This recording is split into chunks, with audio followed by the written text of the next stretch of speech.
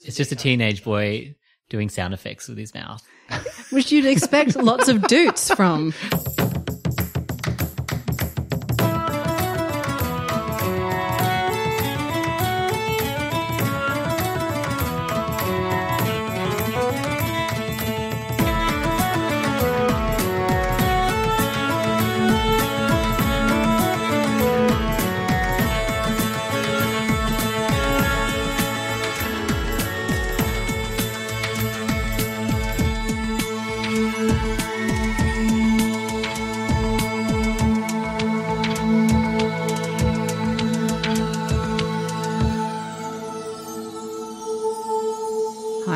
Flux. And I'm Ben McKenzie. Welcome to Pratchett, the monthly Terry Pratchett Book Club podcast. Each month we discuss one of Terry Pratchett's books with a special guest. This month we're discussing Only You Can Save Mankind, the first of the Johnny Maxwell series, and also Ender's Game Boy.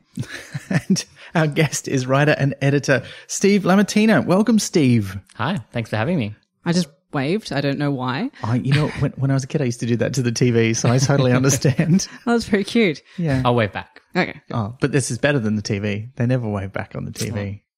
I aim to please. Well, that's actually relevant to the book. Oh, it's true. Yeah. Yeah. Wow. It's not just nonsense. But Steve, this is exciting. We don't do this very often, but we do sometimes have people on who have never read a Pratchett before, and you are one such person. I am. I do feel like a bit of an imposter. No. And also, you don't need to read this book. So. No, this is a great first book, I think. Yes, thank you. You've been very accommodating so far. You're a genre fan. Yes. I take it. That is correct. Like fantasy and sci-fi. I do. Why have you never read Pratchett before? Well, I do remember the books from my youth. So probably my early teens, I would have started noticing them around, like the very colourful, graphic-filled covers. But because at the time I was reading a lot of point horror and thriller, and not so much any of the kind of fantasy books. I got into science fiction a little bit later on. I guess it just kind of wasn't part of my reading style at the time. So, yeah, I was reading about vampires and serial killers and things like that. Which vampire? I have to know. I love vampire books. Do you know Christopher Pike? I'm familiar with the name. I don't think I've read it. He wrote a series called The Last Vampire series, and that was kind of my world when I was in about grade 5, 6 onwards. Wow. For a few years. Yeah. So was it age appropriate? Not really. Okay. That's probably why I liked it though. Mm.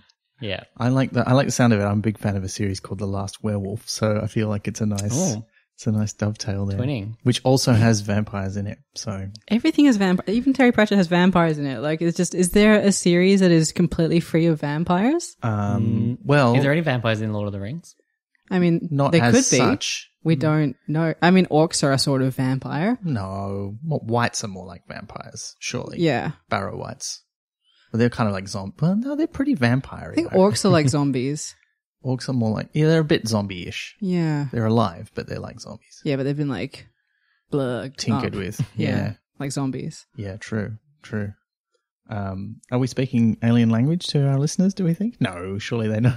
If it doesn't sound like a foot stepping on a cow pad, then it's not an alien language. Oh. Yeah. I like that. Well, shall we discuss the book we're here to talk about? Let's do it. Why not? The one and only. If not us, who will? Well then who? Exactly. Let's start as we traditionally do with a reading of the blurb. If not you, who else? As the mighty alien fleet from the very latest computer game thunders across the computer screen, Johnny prepares to blow them into the usual million pieces, and they send him a message. We surrender. They're not supposed to do that. They're supposed to die. And computer joysticks don't fire buttons. It's hard enough trying to save mankind from the galactic hordes. It's even harder trying to save the galactic hordes from mankind. But it's only a game, isn't it? Isn't it? Ooh. It's a good blurb. And it's a good book. Now, this is one I haven't read, I don't think, since I would have bought it and read it originally, which would have been pretty close to the time it came out, because I started reading Pratchett when I was kind of Johnny's age. I was a little bit older than him. Like, if this was published in 92 and he was 12, so I was a year older than him. There you go. Now listeners know exactly how old I am, by the way, which I don't think I've ever revealed on the podcast before. So I was very much his age and playing the same kind of games that are portrayed in this book. So it was very exciting for me. I remember being really into this when I read it originally, but I didn't remember a lot of the plot. I kind of knew the gist and I was like, I don't remember how it works out or... This was my first time reading this book from this series, and I didn't know what to expect. I was just like, all I knew was games, and I was like, well, it's going to be like that book where they get sucked into a game. Is it like, I can't remember what's called. Ready Player One? Maybe, no. Well, there's like a few of them. There's a grand tradition of stories where that happens now. I mean, Tron, I don't think Tron was the first, but it was certainly the first big one. But then you have things like The Last Starfighter, which isn't really getting sucked into a video game, but it's sort of getting into a real situation via a video game. So it's got parallels with this, which I think predates this. I think that was late 80s or possibly 1990. For more books in which the video game comes to life, we'd like to recommend one of Ben's favourites from back in the 80s, Space Demons by Gillian Rubinstein, followed by 2 sequels, Sky Maze and Shinkei, and also the Gamer's Quest series by a friend of Splendid Chats Productions, George Ivanov. And what about the Ender series? Because I actually haven't read them yet.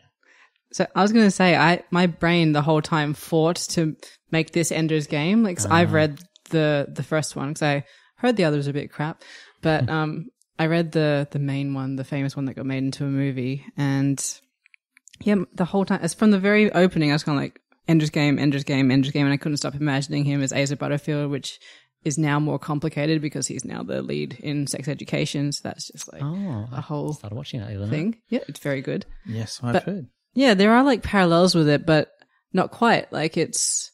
Because that's set in the future, isn't it? Ender's Game. Yeah. And it's about an actual galactic war, but they train up the pilots. They're in space. Yeah, but it's like... So spoilers ahead for Ender's Game. I'll try not to do them as much for you guys as well. I'm going to skirt around some of the bigger plot points.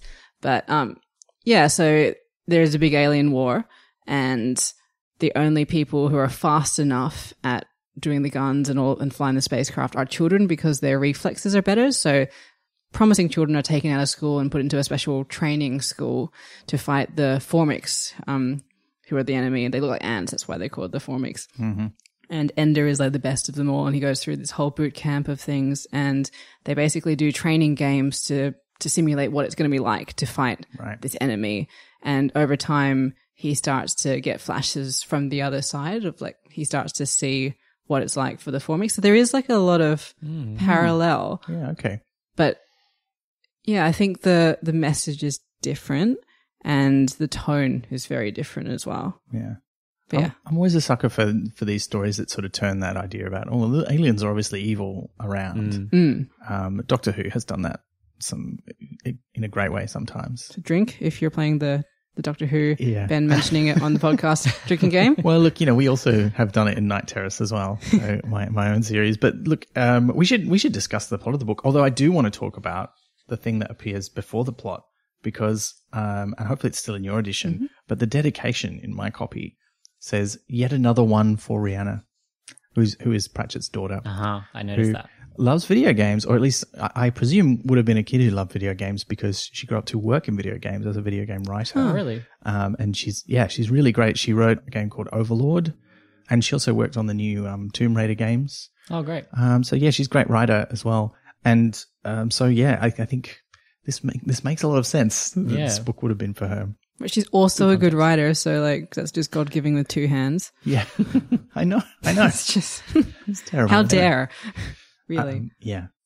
But then after that, we have the back of the box, because this is from an era, and we should address this straight up. Like the book was written in the early 90s. It was published in 1992 originally, and it is very mired in that early 90s era of computer games, which is addressed in the author's note in later editions, which talks about it's very specifically of an era where games were getting more realistic, while television footage of war, which in that case was the Gulf War, was looking more like a game because you were seeing it from a different perspective. So the line between reality and fiction was blurring, which I think quite clearly is something he was keen to explore in this book. So he's given it that context in there. Plus, like, thrown in a few jokes about things not being cool or rad anymore. And he mentions shoes that were like popular in 2003. I'm like, I didn't know those were popular in 2003. So what does that say? I don't. Okay, know what good. those were at all. Yeah, well, okay. look, that could have been a UK thing only as well, so That's don't very true. okay. worry yourselves. I sure didn't know what shoes were and weren't cool in 2000. Well, as long as we're still cool, because we just didn't know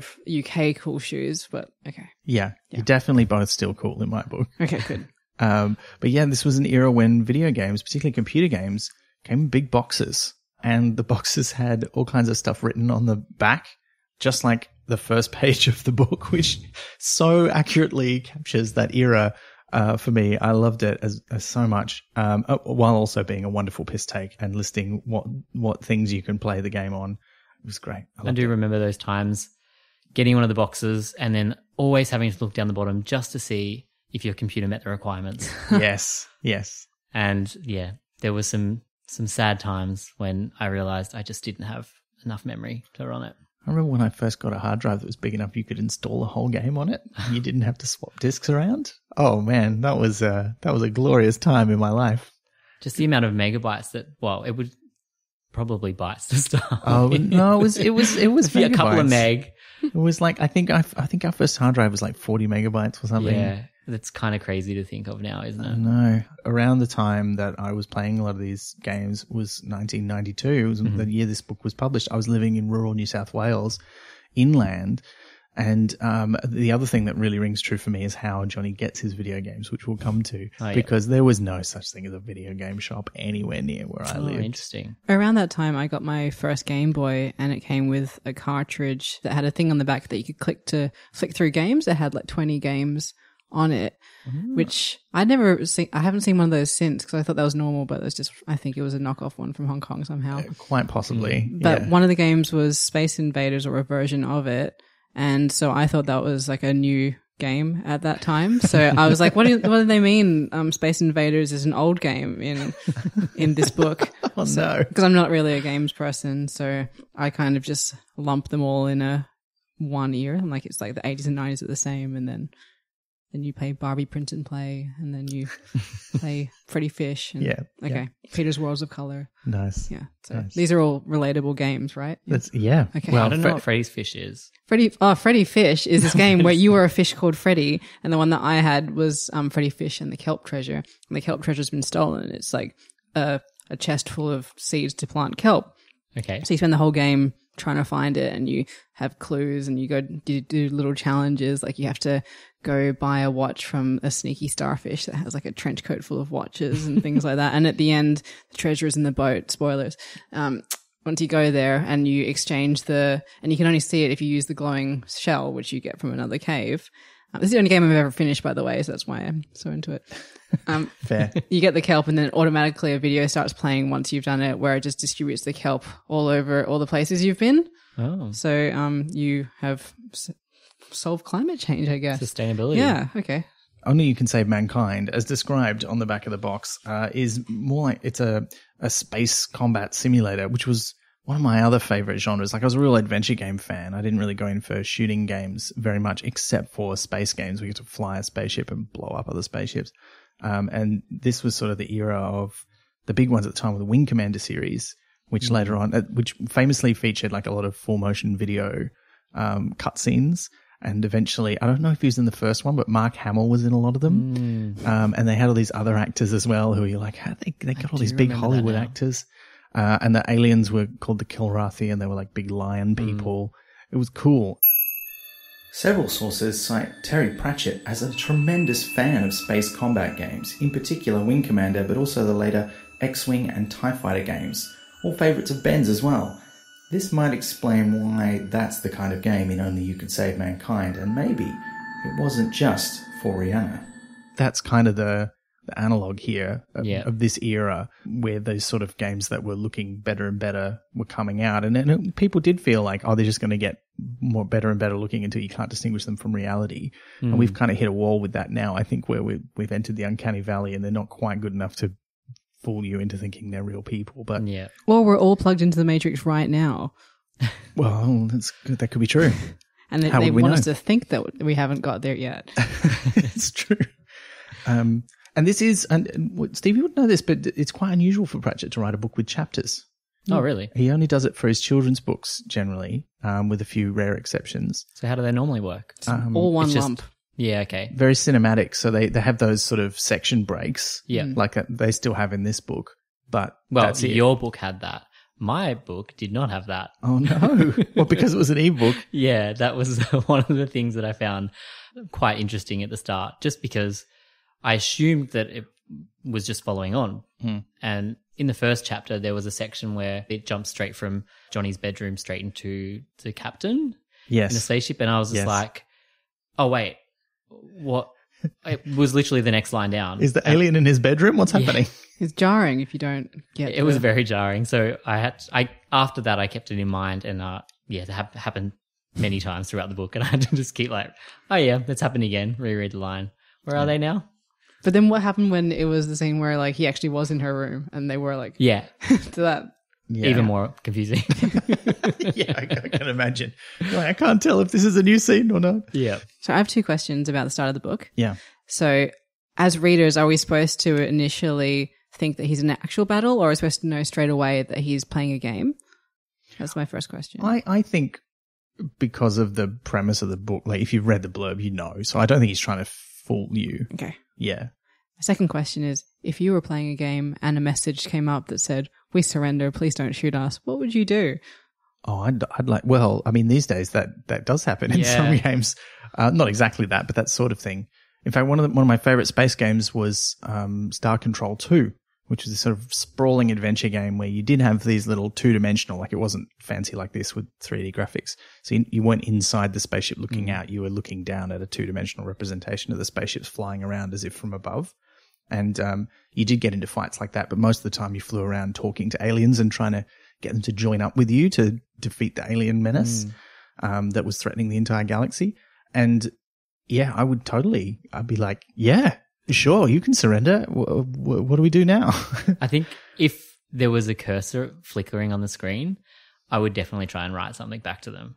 Because before these games, I had one of the old Macintoshes, and a lot of those games were just the floppy disks that you put in, and it was just those games that were text games where it was just like, you're in a western town. Yeah. What do you do next? And you just have to go walk forward, and then they're just like, that doesn't exist. And then you're like, forward.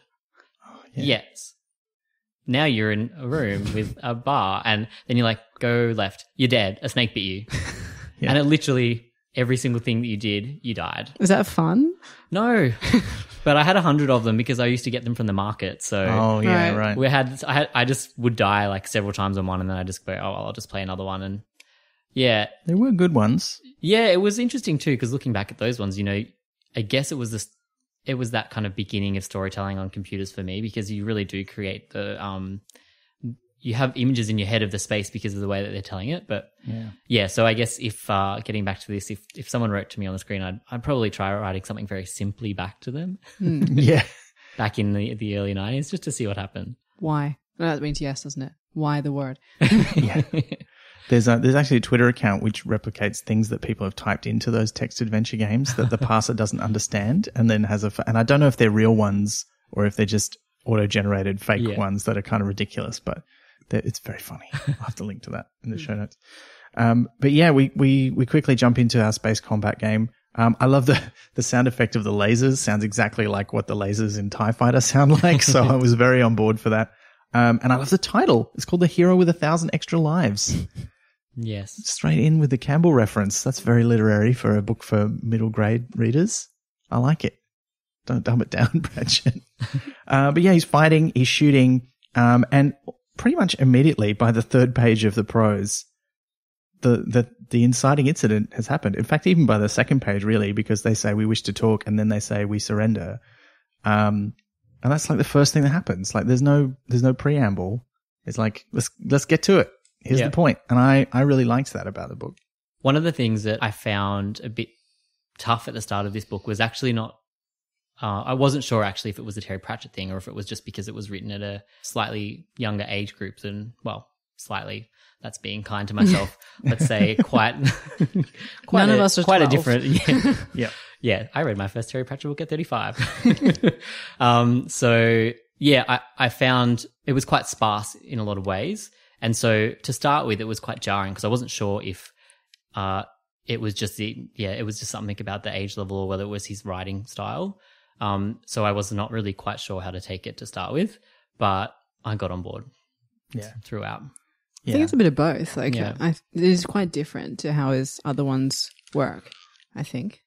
Yeah, I'd agree with that. And this is something we talked about when we did Truckers, which is the first book in his other main middle grade series, which when we had Amy Kaufman on, she was talking about how in a middle grade level, you do write fairly directly. You don't talk about too much about people's inner motivations and worries and stuff. You just sort of get to the action a bit more. And I think in this book, it's interesting because he does do that, but also there is a lot of how, or at least thinking about what's happening, if not articulating your feelings. But there's also some great bits where the feelings come out. And I thought it was pitched really well for the age group. Because it rang very true to me when my experience with kids in that age group. I like how, this is not about that. I like how he's like, this has gone wrong, let's check the manual, and the manual is not helpful. Yeah, which it never was. But you would, but that's definitely what you would do. Because obviously these days manuals are non-existent, but back then they used to have quite a lot of information. They were basically just like mini books. And a bunch of other crap in the box as well. That's why they were in such big boxes. For starters, you had to fit all the floppy disks in, but then you'd get like a manual that was 100 pages long. And then you'd get like a cloth map. And then you'd get like a little code wheel that you had to put in answers from to start the game to try and prevent people from copying it. And then you'd have like just crap. They reference that in here as well. Yeah. How he talks about having a code and having to find the fifth word on like the 7th page or something and putting it in. And I was like, oh yeah, I'm sure there was a few games that I had to do that with. Yeah. Although we'll probably get to it later, but yeah, having a cousin that would burn a lot of the games for me, we'd have to make sure that we had that information as well. Yeah. Because you couldn't just text each other either. No, exactly. Which comes up we later did in have this book. ICQ or one of the messengers back then that we would use. No, not in 1992 we did. Really? No. No. That was pre-ICQ. Like, you could get on IRC, but that meant you had to be in a chat room with someone else. You could send private messages, but nobody had that. Like, like I was when I had an email address for the first time, I was like one of the only people I knew. Like it was a weird. Did you get a good email address? I did actually, because my local ISP was pretty small because it was back in the era when there were still lots of local ones when they were starting up, and the local one where I grew up near Byron Bay was called om.com. So I thought it was great. So my email was like benjamin@om.com. That's pretty good. And I was like, this is great. First name only. Just, Yeah, it was incredible. I didn't keep that email address for very long, but it was good. I never even thought to use my first name when I was trying to get an email address. I just put down actually the title of one of my favorite picture books, and my age was probably the first one. So it was groundsel15@yahoo.com. Oh, that's pretty good. Yeah, I just had like ones drawn from things I liked. It wasn't until I was at uni that I did one with my name, and that was only because someone was like, no, I've invited you to Gmail, don't make it silly. Yeah, I remember when you had to get an invitation to get on Gmail. Yeah. It was exciting days. Wow, this is really going to be an impenetrable podcast to people under the age of 20, isn't it? No, you're learning history. Yeah. You're learning history, No, folks. It's not history. It's just our lives. Well, yesterday's I know that's history. what history is. Yeah. All of history is our lives. Look, there's great lines in here, like stuff like there wasn't a don't fire button and some of the things that are in the blurb, but there's some good gags even right at the start. And quite a disdain for the British school system and the nonsense the kids have to do, like the colouring in the map of the world. Oh, yeah, I had that. That was the first part. That was the first section where there was no break for me. Oh, yeah, that's right. Straight after colouring in Great Britain in geography and putting a dot on the map of the world where you thought it was. That really brought back a traumatic school exercise where they gave us a big map and you had to colour in all the significant rivers. And because it was just like a mass of lines, I'm terrible at geography, and also there wasn't the internet. I remember spending like what felt like 7 hours sitting there with a blue pencil trying to colour in these rivers. And I did a half-assed job of it, and I left it out. I went to bed, and Dad came in and he's like, what is this? And I'm like, yeah, okay, I'll do it better. But oh, no. The whole world? I can't remember, but it felt like it. There's just so many rivers. That's intense. But also, I enjoy that he wrote Die a Lion Scum. It was his first instinct because he thought it was part of the game. So. Oh, yeah. So he writes ALEIN instead of alien, which is how you'd spell it if you hadn't seen it written out. Alien. Well, so he's probably not very good at typing. Nobody was back in those days unless it was your actual job. Yeah, exactly. those classes that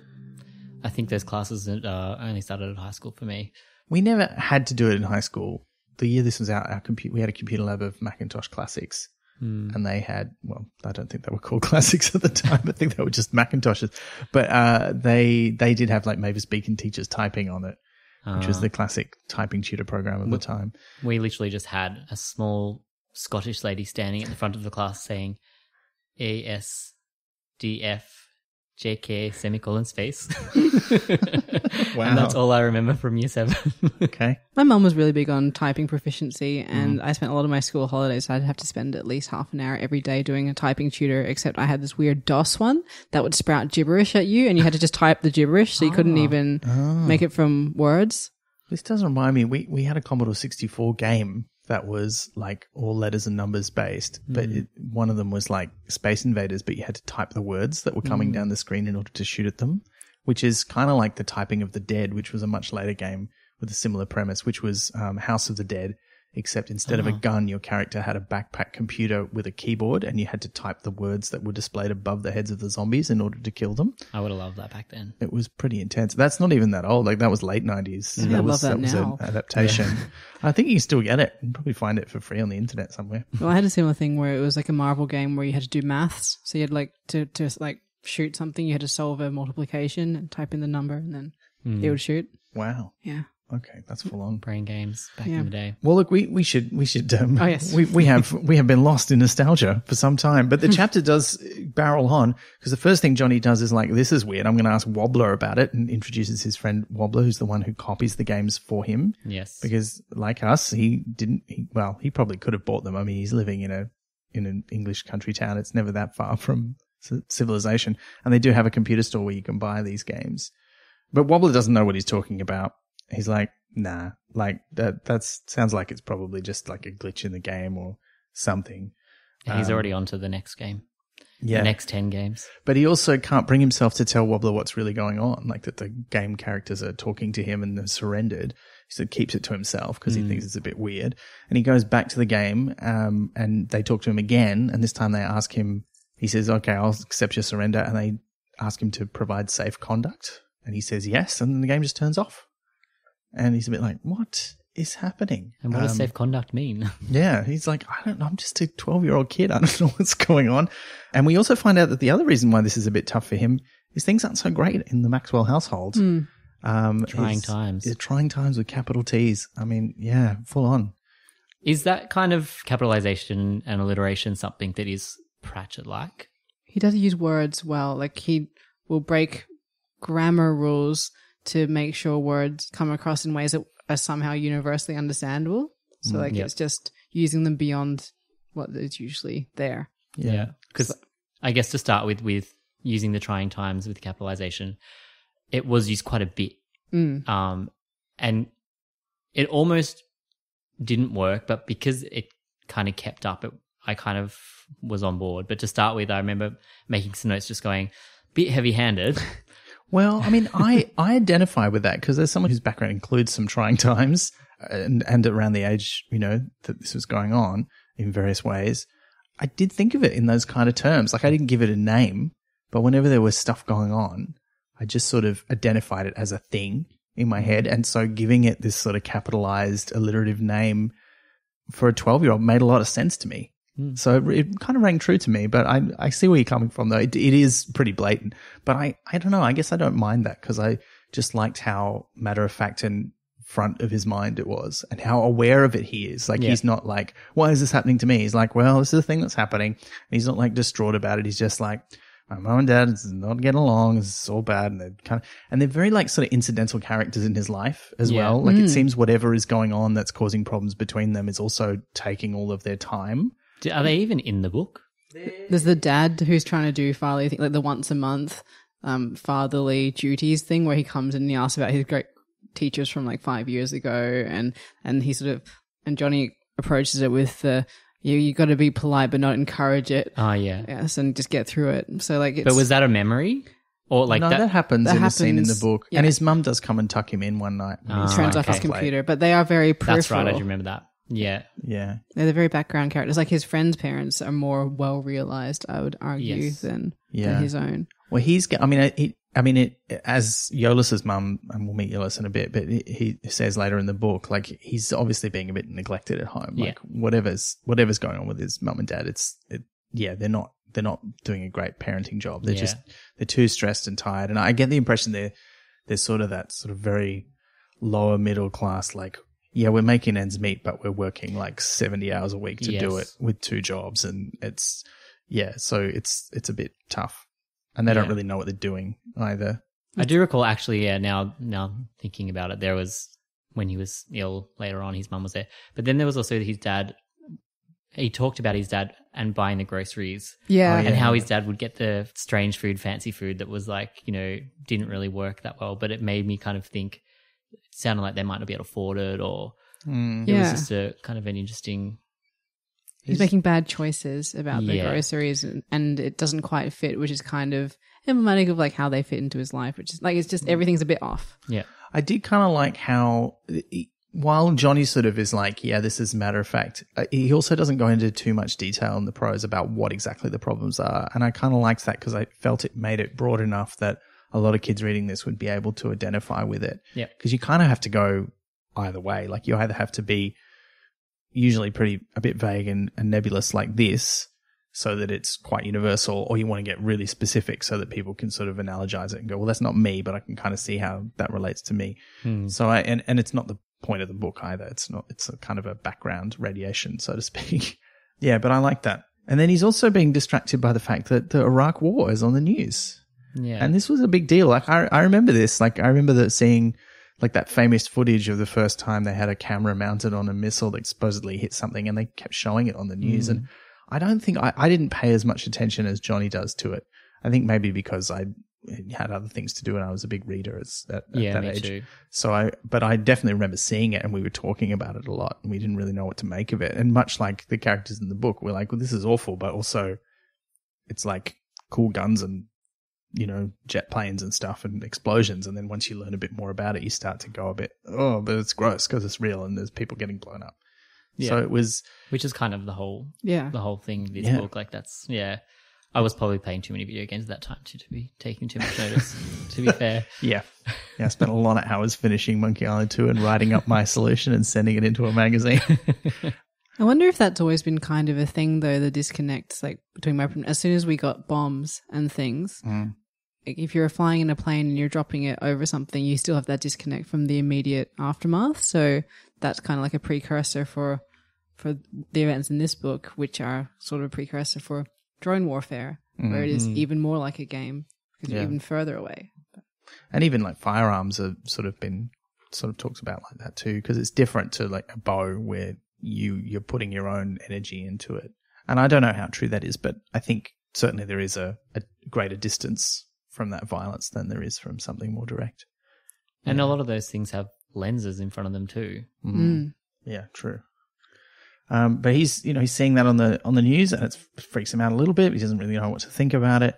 Meanwhile, on the spaceship, and I always like when they come back to the spaceship in this book, and it's not when they're interacting with Johnny, and there's just aliens doing alien stuff, because it was cool. The gunnery officer's like outraged that the captain has chosen to surrender, but she's like, well, what else are we going to do? Like, we keep getting killed and they keep dying, but they keep coming back. Like, this is it. This is our chance. He said yes, he's going to give us safe conduct. It's going to be fine. And when Johnny goes back into the game this time, he does it when he falls asleep. And it's like a dream, but even more real than, like, it's not just like he's playing the game with his computer. It's as if he's really in a spaceship in space, and some other players show up, and he realizes, well, I guess I've got to save the fleet. And he fights them and blows them up. And he doesn't seem to be able to talk to them, although he tries. And after that sort of weird experience is when he tries to tell one of his other friends, Yolis, about what's going on, who thinks that, look, you're just stressed out because your parents are having a bad time and the trying times are getting to you. He's a real mini psychiatrist because he wants to be a doctor when he grows up. So that's kind of, it's cool because like kids are like that. Yeah. Yeah. Yeah. And it's after that he goes back into the game, and after his dad comes to talk to him and has a go, and mentions Space Invaders because his dad's a bit out of touch. It's a very contemporary game of the time, I think you'll find. Yes. Okay, Liz. But this is when he goes back into the game and the aliens are all gone. They've vanished. He's like, where are they? Where are they gone? And then he discovers after that, when he talks to Wobbler, that they're not just gone in his copy of the game, they're gone in all copies of the game. And this is where things start to get super weird, because up until this point, it could have just been a weird dream and a strange glitch in the computer program or an unusual decision by the game makers. But now there's this coordinated thing happening in games everywhere.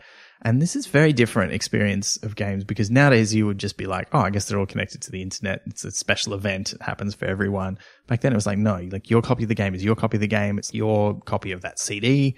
If something happens to yours, it should not happen to mine. And so this is super spooky and weird. And I kind of love that oddness of it. Yeah. And he realizes when he goes back in the game, even when he's not there, his ship is flying off and leading this fleet somewhere. And he's been named as the chosen one, like of prophecy, who's going to lead them to safety. And they haven't seen any human ships for a while, because they've flown out of what later gets referred to as game space, which I kind of loved. He has this really real experience of being in the spaceship, flying around, which I think when I read it, I was like, yeah, that'd be a cool experience, but then you would die. It would be awful. And they have that really horrifying moment where he gets killed in the thing, and he expects that as soon as like the firings have happened to the thing, he's going to wake up in his bed, and then he doesn't. He has to sort of live a bit longer to experience the dread of what it might, but then he wakes up in his bed. Oh yeah. Yeah. Gross. Yeah. So that adds stakes earlier on, because otherwise I was kind of like, well, he'll be fine. He's got lots of lives, but if he has to experience a bit of terror and suffering, then it's got stakes. I thought that was really clever, because, like you say, it did give it stakes. And also the fact that every time he dies in the game, particularly when it's the dream state and wakes up, he starts to feel worse and worse. Yeah, like it's seriously having a drain on him. And I thought that was really cool. Yeah, it's that kind of mix between, is it the game or is it is it him getting sick? Is it because of the family situation? Like, because he's being run down as well? Like, it's that, it's interesting to kind of think what is it that's actually causing it as well. It's that blurring between fiction and real life. Which is, a constant theme in the book, where he's like talking about how do we know what's real and what's a game, or what's real and what's not. And what's the lens of experience? Because like, it's interesting, in the game, everything is real to the aliens, but not to him. So, because the lens of experience sort of is a thing throughout the books as well. Yeah. The one book. Yeah. But it does feel like kind of epic though, which I think is nice, because it's this sort of, giant fleet flying through space. It just lends itself to thinking of it as a big thing, I don't think it's an accident that they've made television versions of the Johnny. I think both of the other Johnny stories have had a TV version. Oh, right. And this one has not, although it has been turned into a stage musical. That seems unlikely. It does, but it's true. But how? I know. I think the video game parts maybe were done with computer graphics. I actually haven't been able to find any photos of it. So listeners, if you know where we can find some photos of this, you can find the soundtrack on like the Spotify and stuff like that. It's definitely in the iTunes store. I'm not sure if it's in Spotify, but it's out there. And look, I've only listened to a couple of the songs, and they're all right. I think I'd need to give it another go, and now that I've read the book again, listen to it again. Is the soundtrack real dooty? No, I don't think so. Lots of doots and some beeps. It was. That's what I'd like. I don't think soundtrack. I don't think it was a big professional production. I'm not really sure. I'd have to check it out. But we'll put some details in the show notes. Teenage boy doing sound effects with his mouth, which you'd expect lots of doots from. Yeah, there was some flips in there and pew pew pews. Yeah, pew pew. That's because we're doing the noise from TIE Fighter. It's like, it's like slightly dark, slightly laser. Yeah, exactly. Yeah.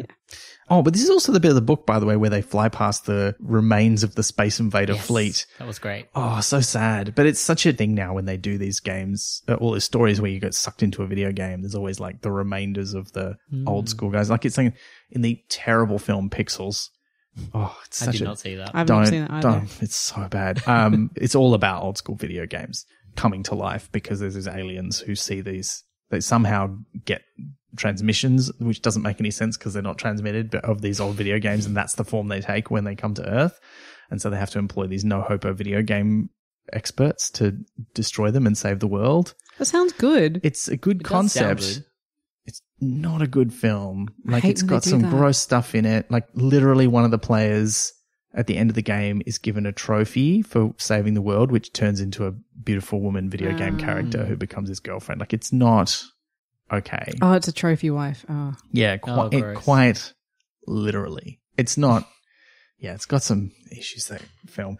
But it's a thing now. But he sees the Space Invaders. They talk sort of sadly about the old ones who, they fought, they all died. This is all that's left of them. And then he fights another player ship. He tries to explore the inside of his cabin. I really liked the bit where he's eating lunch or dinner, and there's like a massive bag with all a list of additives on it. I thought that was a nice touch. I got really hung up on him going to the bathroom because I'm like, he's going to the bathroom in his mind, or is he going in real life? Did he? He said there was smells, and so like that implies that he used it. Well, I think he's dreaming of it, right? Because you sort of established you can't dream later about in the going to book. the bathroom because you'll actually go to the bathroom. Well, this is right, which is why I think he's dreaming of what it would be like in a spaceship, and part of his brain is going, how do you go to the bathroom in space? And so it's answering that question for him, but he doesn't actually do it at any point, I don't think. Did you not just do it in the seat? I thought he went to like the bathroom. They talked about like space bathrooms having a smell. And maybe. that the door wasn't enough of a barrier for it. I do remember that, yeah. And so like I got hung up on that for far longer than I should have because I was like your list. Did he go to the bathroom?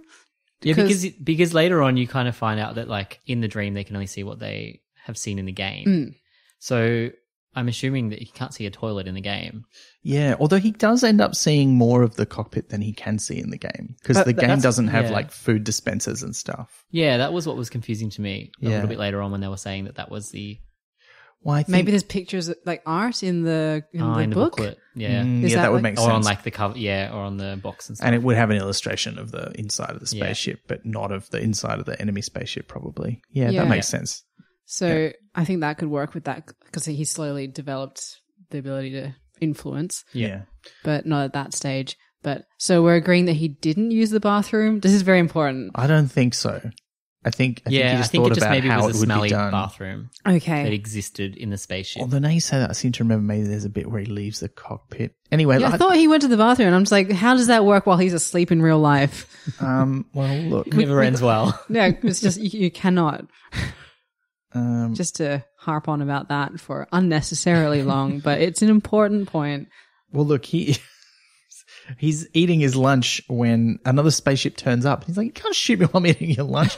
But it does. But it doesn't like blow him up instantly. It sort of damages his ship. He manages to destroy it, but then he slowly asphyxiates because his air is all leaking. And it's horrible and horrifying. And he wakes up in bed, realizing that it's a dream, but it felt very, very real.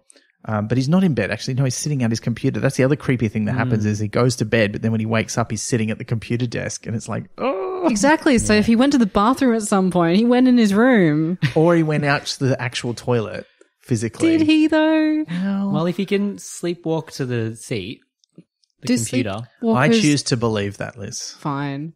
They don't have like a detailed scene of him cleaning up, so. Yeah. But I think that's an important point about him having that death experience because throughout the book, you see him slowly get more empathy for the creatures. Like he gets it because he's been involved earlier. Like Kirsty develops it later. You see how they need to experience it from the other side, which I think is a real human problem. Like it's a real thing where it's like, oh, if I can't see it happening to me, or if I can't see it happening to someone I love, then I can't see it.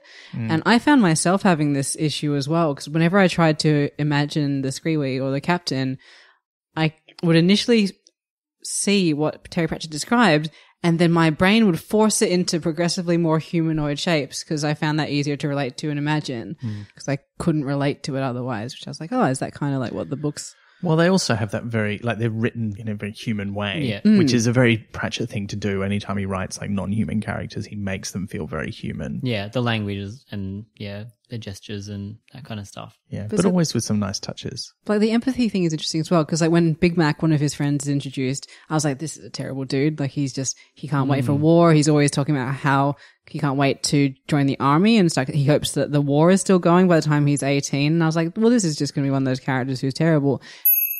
Speaking of Big Mac, a major problem that I ran into throughout this whole book was that every time he had a scene, I got aggressively hungry. And his arc is really interesting. Yeah. As you slowly see things from a different perspective, because it's not until you see his life and you experience it through your own eyes, essentially, that you can't empathize with him or see where he's coming from. Yeah. Like he's a two-dimensional villain-esque type character until certain things happen. You're like, okay. I guess that's one of the major themes of the book. It's that idea of the other. Well, and the alien, exactly the alien. Earlier in the book, I was kind of thinking, is it about migrants? Is it about, but then it doesn't really matter. It's kind of about the other, whether that's the other side in more, the aliens in space. Yeah. That's, that was one of the main themes going through the book. Yeah, it's like there is no other is kind of the idea. Like everyone is someone else's opposite, like not opposite, but like, yeah, there's no sides. It makes it easier to be able to shoot them down and to not think about it when you just see them as other or alien. And that's, it's kind of overcoming that. That's kind of how the story progresses. 100%. Yeah. And the experience of the story is very one-sided. So in the video game, obviously, you never actually die. You're just sitting in front of a screen, but the aliens die. But also in the televised version of the Iraq War, there's only footage of Allied missiles hitting Iraqi targets. There's no reverse of that. Like there's no videos of, on the front of a Scud missile hitting us. So it was, I think that's a deliberate thing too. But he's been flying around, he dies, he asphyxiates, it's awful. And he decides he's going to tell his friends about this, particularly when he discovers at the video game shop, all the copies of Only You Can Save Mankind seem to have lost their aliens, because there's a girl complaining about it there who tries to take it back. The guy at the store is like, fine, okay. It boots it up. It is missing its aliens. So he gets a new one out of the packet, boots that up. It's missing its aliens. And everybody looks at Johnny or his friends like a bit weirdly. They're like, what is going on? And he confides in them like what's going on. But they all just think he's like having some sort of breakdown. They don't take it very seriously at all. Yeah, exactly. But when he's back in the game, he now starts to worry in this sort of mirroring of like empathizing. What happens to the other players when I shoot them down, when they come for the fleet? And he tries to talk to them, but they can't hear him. And while he's trying to talk to him, he doesn't shoot it. And this is where the trouble really starts in the fleet itself, because the gunnery officer takes it into his own hands and shoots the other player down in contravention of the captain's orders. And that's a dodgy part of the thing, but it also leads to this great conversation between Johnny and the ScreeWee captain about how humans deal with war and how they have rules and all this weird stuff that continues on through the next few chapters. And which leads to him reading about the Geneva Convention and the encyclopedias his dad bought from that traveling salesman. Yeah. Which I love that, because we had a set of encyclopedias when I was a kid. This is pre-Wikipedia days. It was even pre things like Encarta and those sort of digital encyclopedias, which were way cooler, but not necessarily a higher quality of content. And certainly, it was much harder to update them because the internet wasn't great for downloading large amounts of data back in those days. But yeah, that was quite a nostalgia trip as well. There's a lot of things in this book that I'm like, that was my childhood. And I think before I talked about it on this podcast, I never realized how exactly it matches up in terms of when it's happening and how old Johnny is. You can read more about this in the show notes, but I'm making a pretty consistent mistake here. You see, the book was published in 1992 when I was 13, but the book has to be set in 1990 when I was 11, because that's when the first Gulf War started. So Johnny's actually a year older than me. Still, it's very close, and the parallels between his experiences with video games and schoolwork and mine are still pretty close. You're doing homework from physical encyclopedias. It's almost unimaginable now, but I can remember doing it. Yeah. Projects in primary school and things like that. The bit where he just copies out 400 words from one of the things. But I also feel like he uses those encyclopedias as a coping mechanism in this book as well, because there's those, if I remember correctly, he kind of just reads through stuff to kind of almost fall asleep or forget. There was one scene where he was just kind of reading through, just seeing how much he could just get through. Oh, yeah. Yeah. Started reading about Switzerland. Yeah. To get away from the troubling times. Yeah. I can kind of identify with that. I think books were a big escape for me when I was younger from various things, and not all of them at home, things at school as well. I guess if it was set now, he'd probably be reading Wikipedia and updating it, perhaps. I don't know. Like, what is that his personality type? It's hard to say, actually, because I think that's what's interesting about him. I feel like we see some aspects of his personality, but not all. Yeah. And he also changes quite a bit throughout. He does go on a bit of a journey. Because he kind of, I don't know, it's almost like at home, he's obviously a writer. That comes through in the book. That's actually something that's quite interesting. Like, he always finds it super easy to write. You know, there's that scene where he's like, oh, I'm just going to write a poem because that's, you know, that's really simple and that always works for English. But he doesn't like numbers. Yeah. So I always felt like he had that ability, the creative ability was there, and that intelligence with words and things like that, which I don't know if that was trying to show his empathy. Like, I'm not really sure what that was trying to show, but, you know, not traditionally smart for school in terms of being smart with numbers and things like that, but being able to write seemed to come super easy to him. Yeah, I hadn't put that together, maybe because I'm arrogant. I also used to be like, oh yeah, well, I'll just write a poem for English, that'll be easy. So it's like, that's what people are like, that's what they do. But yeah, okay. That is good. I don't think that's true, Liz. Come on. Well, that it's easy to write a poem for English No, class. that you're arrogant. Don't be so mean to yourself. No, because I didn't notice that was like a thing, but that is actually a really good point. So. Yeah, but I think also that's a bit of Pratchett's character in Johnny, and possibly Rihanna's too, because I think my feeling is, and I don't really have anything except a gut about this, but my feeling is that Johnny is closer to Rihanna's personality than, you know, the one female character that you get in the book. Well, one of the two. There's two major ones. But yeah, so I don't know. Maybe that's true of her as well. I don't know if she likes numbers but she's certainly a writer and liked video games. So I think was a bit of a nerd in her youth, but this is not something I know a lot about. So I'm purely just speculating crazy. But yes, he falls asleep reading about Switzerland and trying to figure out what you're supposed to do with prisoners of war. And meanwhile, the captain and the gunnery officer have a bit of a tense face-off, and she decides not to shoot him, although that probably would be a good plan. And when Johnny wakes up, he's starting to feel real sick. He's not well. And he has this really sort of very vivid dream where he's not in the spaceship. He's watching news coverage, which is merging like the BBC news coverage of the Gulf War with what's going on in the ScreeWee fleet. And they're talking about him and how he's not doing a good enough job. And then the captain is in his room and they have this discussion where she's like, you have rules about war. This is what a weird human idea that is. But she's also, you know, sort of absorbed the information that he's learned and is like requesting that they feed them because they're effectively prisoners of war. And I thoroughly enjoyed their very literal descriptions of the food they wanted. It's so good. Because I know they tell us what it is on the next page, but I was sitting there reading, trying to figure it out, being like, okay, what's that? Okay, that's burgers. That's like, that's like milk. a little puzzle. Yeah. There are a couple that I did not get until they were explained. Same and I was with me. very pleased by that. That It was great. delightful. I really enjoyed it. Yeah. It's all the teenage boy foods that he would have been eating at the time. It was just great. Well, maybe not eating. Oh yeah, because he was basically like not eating. Malnourished. Yeah. Yeah. Except for that SpaghettiOs he eats at one point. Yeah. Yeah. Yeah, he just does not eat very well in this book. I felt so bad for him. You know, they didn't even have groceries available for him to, if he wanted to make something, he couldn't have.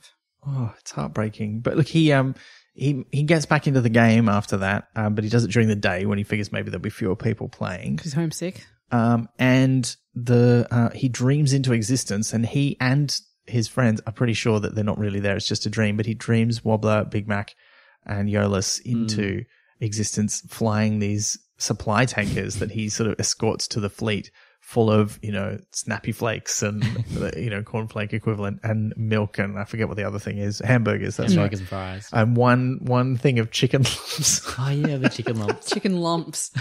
Oh, it just sounds gross. I mean, is lumps any worse than nuggets really when we think about it? Not really. Guess, Nuggets.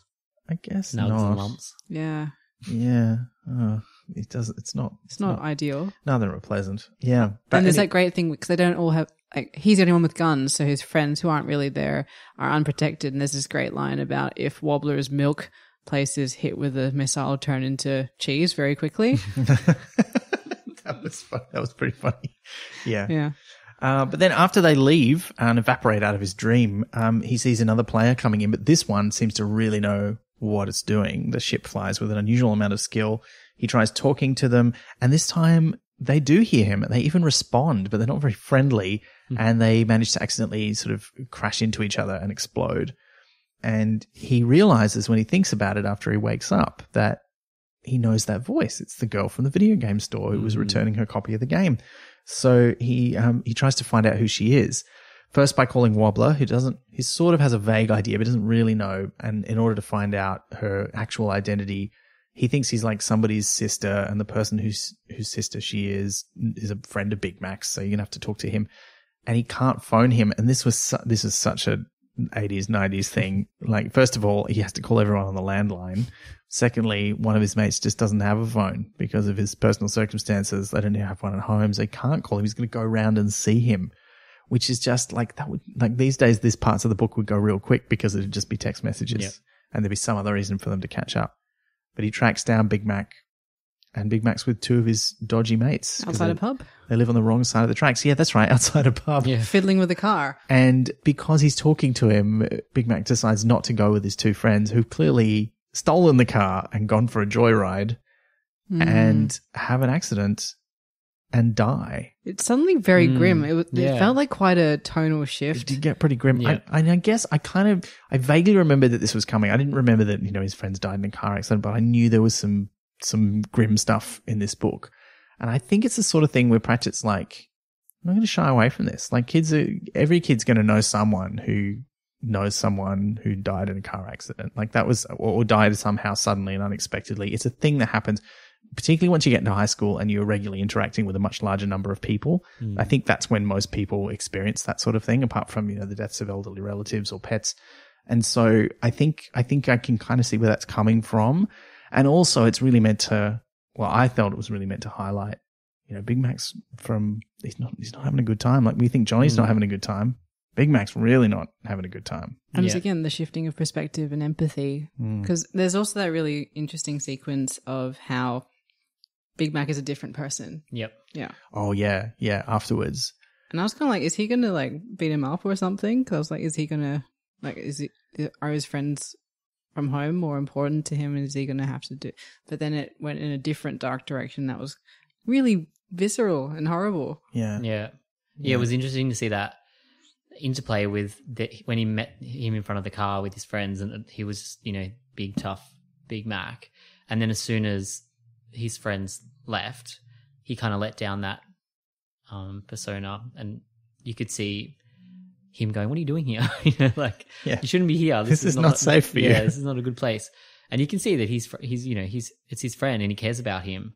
And then obviously, the accident happens, and you see obviously completely. I mean, I guess that would happen to anyone who almost could have been in that car. Yeah. It's full on. I think out of all, it's a clever scenario in that, he's not physically injured, but it's very visceral reminder that living that kind of life, doing those kind of dangerous things, having that risk-taking behavior, it can get you killed. And it's like, ugh. I mean, it's not presented as like a cautionary, you shouldn't nick cars kind of way. It's more kind of like, these things happen and they could happen to you, and it's kind of awful. And when it does happen to somebody that's also awful. Yeah. I know. And I like the way Johnny sort of just figures out what to do on his own. He's like, I can't put you in an ambulance, because he sort of recognizes. And and it's part of that transition he has where he's sort of understanding death. And that's sort of like a real sort of recurring theme in the book where, it's very distant when it's the war on the TV, but then there's various different ways in which they make it more visceral and more and close to home. And this is kind of the most literal version of that. You still kind of see it again towards the end where he has to kill the gunnery officer, and it's much more visceral than any of the space combat stuff. But this is like real people really dying, and it's full on. Yeah. Yeah, and it is like that extra added context because there's people dying in the game, there's people dying in the war, and now there's people dying in his real life, and it's trying to show us the different distances we have and how perhaps the reaction should be the same, no matter how far away we are from it. Yeah, it's that empathy. Yeah. And it's something that he's starting to show a lot more. That whole figuring things out is just another way of, he's empathizing with, he can tell that Big Mac's obviously going through shock or, something similar. And that it's serious. Yeah. Yeah. And something just getting him some help, is, his main concern. Yeah. Yeah. All right, so should we rocket through the next little bit until we get so basically, long story short, he gets in contact with the girl who turns out to be called Kirsty. Mm-hmm. They arrange to meet at her house. And there's that great bit where she's like, well, it's safe for me. And he just quietly thinks, but what about me? It's not safe for me. Yeah. She's a massive high achiever. Her room is full of trophies. And her family's super posh as well. Like Yeah. they're clearly upper class folks. Yeah. And I'm sorry to get so English essay about this, but they live on a crescent and he notes that it is very straight. Like it's actually not that curved, which is again the thing about perspectives and lies versus reality. And it's just, I thought that was maybe I'm overreaching with the whole, like, it's like a Shawshank Redemption. Why is the car red? Because it's red's freedom. No, it's actually the only car that was available. But, but I was like, oh, the crescent is actually quite straight. That's a comment. But, so he goes into a posh house. Her mum's all kind of like, ooh, like you've got a friend finally, you loner. And comes in with all the teas and stuff. But yeah, basically she believes him because she was there. They get down to business to try and sort things out. The thing that convinces her to help is that the captain is a woman, and she's like, well, men always try to bring down women, so he carefully doesn't mention that it's actually a matriarchy. Because the point still stands, irrelevant of it. Well, yeah. But that's not why he doesn't mention it. But it's kind of irrelevant that they live in a matriarchy because it is kind of this crappy dude trying to bring down someone he doesn't like for whatever reason. Yeah, and they're still conforming in some ways to human gender roles, even though they come from a society that should be kind of reversed. But that's interesting. Yeah, because they have that comment about, because they're reptiles. She's like, well, the women are traditionally warriors. We have to protect our breeding ponds, which is a similar thing to Naomi Alderman's The Power, which is a science fiction book about, the core question is, what if women were the strong one? Like if gender roles were flipped, essentially, it's done very well. But yeah, so that was just my long, short summary of getting to that point where they decide to try and dream their way into the alien ships. Yeah, and the reason it's so crucial is that there has been a mutiny. Like the gunnery officer has persuaded the other crew members to lock up the captain in her cabin and take over the fleet, and they're just going to turn around and go back towards game space because that's their destiny. That's where they're meant to be. Which he knows because he tried to go in and help them and they all gave him like 10 seconds to get out before we started shooting you. Yeah. Yeah. And this is like, I love this because it's like now the stakes are super high. You're like, uh-oh. And because also Johnny is still really not very well. Like the whole time he's talking to Wobbler, he's not looking so great. When he goes to meet Kirsty and just before they go back into the game, he's really looking not well at all. And just as he's sort of saying, yeah, well, we could get into their spaceship by dreaming our way in there, he basically just blacks out. He doesn't even fall asleep. He just falls unconscious immediately and wakes up in the captain's cabin. And this is after the conversation about them trying to figure out how to get into the spaceship, the captain's spaceship. Yeah.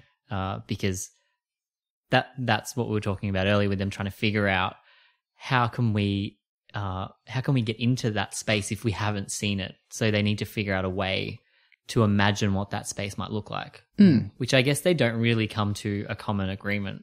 No, which you see, because once she goes in there as well, when she's fallen asleep, it starts to transform from his sort of like slightly old-fashioned retro-futuristic alien spacecraft into alien hive kind of like horrible xenomorph literal tunnels. Because what's her gamer name?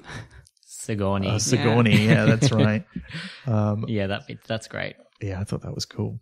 Although why not Ripley or Ellen? Because then he can have that delightful line about she has to remember that she is aspiring to be someone who's only acting. Yeah.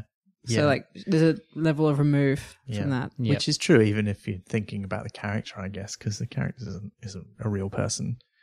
It's portrayed by one. Or is it a real person? Because if video games are real, do films also play out in real time as well? Well, see, this brings up an interesting question because I think one of the things that the book never really addresses is like it doesn't give you a definitive answer as to what's going on because there's dreams, there's the idea that the space inside video games is real in some way, and there's this sort of weird illness that he's having that's clearly sort of stress related, but there's some level of reality to it because he can share it with someone else, and it happens in all of the copies of the game. So there's this weird way in which it's never really quite explained what's going on, but it doesn't kind of matter because you do buy into it because we like the captain and the stakes are so real for Johnny that I think we buy into it on that level too. So I think it doesn't really matter, but it is an interesting question that it's never answered. And I kind of love that about this book. I don't know how that would sit with a middle grade audience. But again, I think to go back to Amy's comments about that, I think they probably wouldn't care about it. They wouldn't think about it. Yeah. They'd just think, well, of course the video game's real and you get into it through your dreams or through the thing. Like, that doesn't matter. Let's get on with the story. If I was writing it as an adult book, I would either only have him be like he's the only one who ever goes in, and not have Sigourney at all, or he's the only one who ever interacts with Sigourney, and we later find out that she's also a figment. So that there's the ambiguity of whether it's actually happening or if he's like special in some way. But having the two of them, I think, muddies that a bit. Yeah. Because if it's two, why not more? But maybe there are in other parts of the game and they just haven't drifted across each other's like paths yet. So Well, I quite like this. I also think the interesting thing is that obviously there's a shared game space because you've got the Space Invader Hulks floating around near the ScreeWee fleet or between them and home. But they never really address what happens to any other video game aliens. Like, are they still all getting blown up? Why is it just these ones that are able to, like, there's all these questions that could, I mean, you could give them interesting answers, but I think for the purposes of the plot that don't really matter. And I'm quite happy to let that go because now I can have all the fun of making up my own answers, you know? Yeah, exactly. I mean, especially towards the end part where they're both in the spaceship together and the setting changes based on their ideas and I guess their personalities and, you know, what they imagine. I was trying to do a Liz thing where I was wanting to be like, well, so is all of this just their dream? Yeah. Like, is it real? And I did want to figure that out, but I guess by the end I was like, oh, well, it doesn't matter. Yeah. It's still enjoyable. Because it is still enjoyable, but I do also enjoy trying to dig out the truth of it, which that's just my nitpicky editor nature. Yeah. I do like that there's stuff in there that it's hard to know if it's coming from Johnny's mind or if it points more towards the reality of the ScreeWee as a thing because they surprise him with stuff that they do. Like, there's that great bit where they're stuck in the captain's cabin and they got to try and open the bolts in the you know, the duct, but the bolts are on the inside of the cover and she gets her mouth birds to go in there and unscrew them. And I just thought that was great. Like, they mentioned earlier in the book, but that nice scene where she's got this great little symbiotic relationship with them and they're very smart. I just thought that's cool. I really like that. And the tea lady. Oh, the tea lady. That was great. Yeah, that was great. That was great. And she's so angry about it. Kirsty's really angry. She's not like, supposed to be tea ladies. why would there be a tea lady? It's not how it is in imagination. There should be slavering monsters. Yeah, that's like the perfect symbol of the difference between their views of this spaceship and how it should be. Yeah. What alien is, you know? Yeah. What enemy is. Like, because they don't do stuff that we do. They just do horrible things all the time. Yeah. They probably eat terrible foods that are just rare, extinct birds. But like, yeah, you know. And I think this is interesting because, like, I think Alien is it's such a specific film, and it's, you know, it is a sort of a British-American co-production, as I understand it, and certainly British director. But British science fiction often, I think more often in some ways than American science fiction, certainly by the time of the 80s and 90s, had been exploring those ideas of, well, maybe aliens are kind of like us. It's something that American TV did do as well, but sort of a bit later with things like Alien Nation and even a little bit in the original V series, which is from the 80s. But around this time, you know, like I said before, Doctor Who's been doing this sort of thing, like even really early on. It's something it did a lot in the 70s and a little bit in the 80s. I mean, at this time, when this book was being published, it wasn't on TV, but there was sort of other kinds of things like the Tomorrow People. Oh my God, I love that series so much. I can't believe you've watched it. Usually no one's ever heard of it. I've heard of it and I probably watched it, but I can't remember. There was a character called Megabyte. It was the best. Oh, yes, I did watch that. Yes. And the thing was that they could teleport. Sorry, it's just, I'm very excited. This was when I first got the internet. It was one of the two things I would look up because I'd get like 15 minutes of internet time. So you look up Enid Blyton and the Tomorrow People and read Do you mean the 90s? Was it the 90s one that you were watching? Yeah. Because that was like not a remake, but kind of like a reimagining of the original series, which was, I think, very 70s and early 80s. See, I feel like I'd know this if I'd gotten more than 15 minutes on the internet. Yes. And if I hadn't spent 7 of those minutes on Enid Blyton. I think that's fine, though. But it was so good. I was like, me and one other friend watched it. So whenever I went to her house and she got internet time, we'd both look up the Tomorrow People and maybe print out some pages of facts. And there was a whole thing where, like, it turned out Tutankhamun was a Tomorrow person. And then someone, like, called out their their terrible name because they're like, oh, you can also travel through time. They're like, no, we can just teleport. So tomorrow people is a terrible name for them. But they're the people of tomorrow who can teleport. Because they've like highly evolved. They're like mutants from the X-Men. Yeah, but if Tutankhamun was a tomorrow people, he's really a yesterday person. Yeah. So like, it's not really. Well, yeah, but if, what's his name? What's the... It's more like X-Men. Like Apocalypse is an X-Man, but he's like from ancient Egypt as well. Yeah, but as in like he's an X-Men, and these are basically X-Men as well. not They're just like a X-Men. subset of The mutants. Yeah. They're not like we're all going here. It's just some of us are like this. It's like some of us will have blue eyes and some of us never will. Like it's just. I guess they couldn't call it teleport people. I mean, it would be accurate. It would be accurate. So I haven't been this excited about anything in a long It was time. a little bit limiting in terms of the scope of the show, maybe. Should we get back to the book? I think we should. Okay. We should.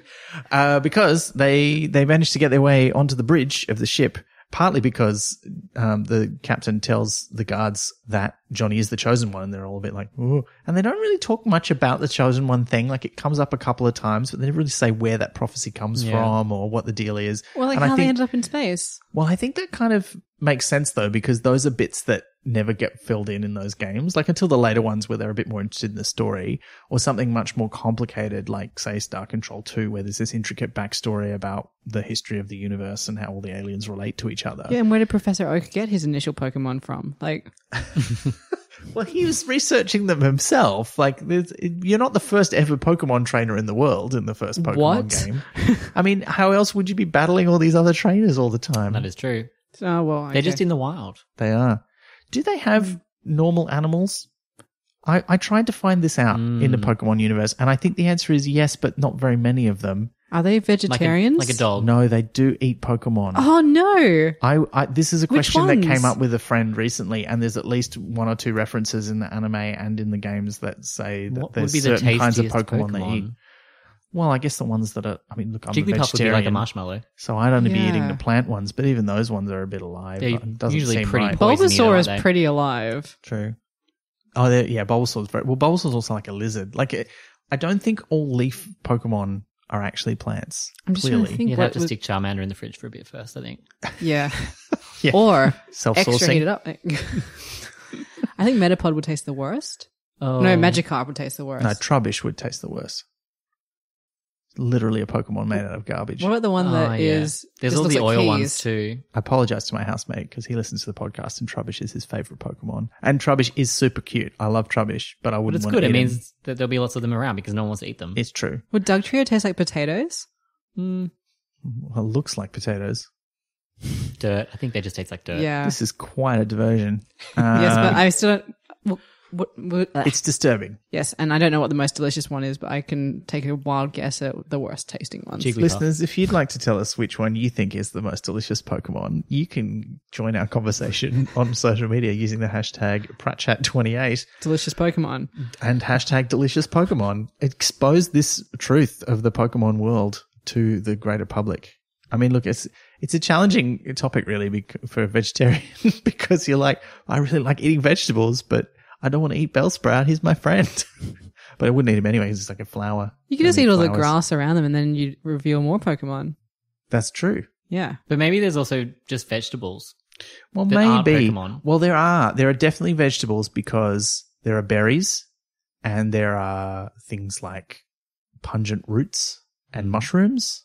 So there are other forms of food, and there's pasta in Pokemon Sword and Shield. One of the big things is you cook different kinds of curry. Or like Bulbasaur curry. No, you don't put Pikachu Pokemon in the curry. curry. You definitely don't put Pokemon in the curry.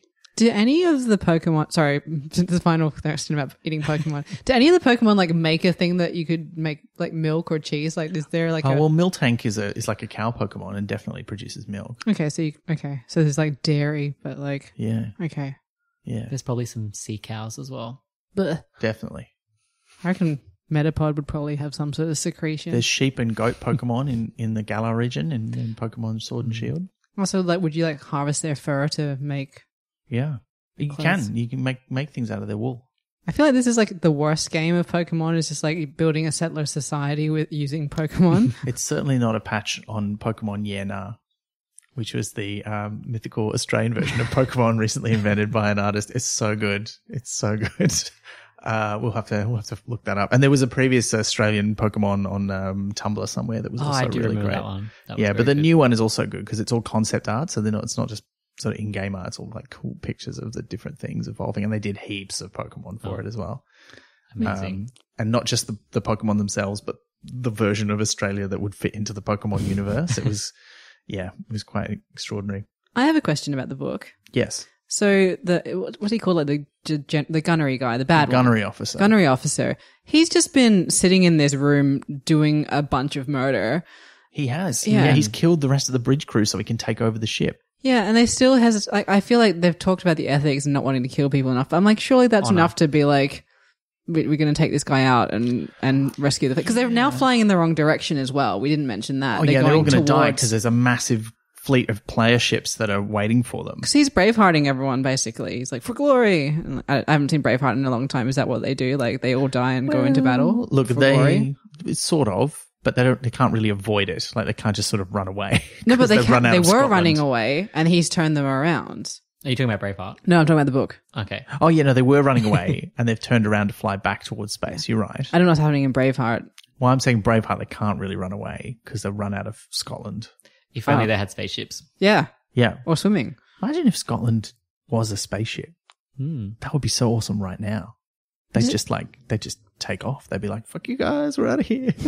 Sorry, they'd be like, fuck you guys, you're out of here. And they'd be, that's the worst Scottish accent I've ever done. That's getting edited out. Let's get back to your question. What is your question?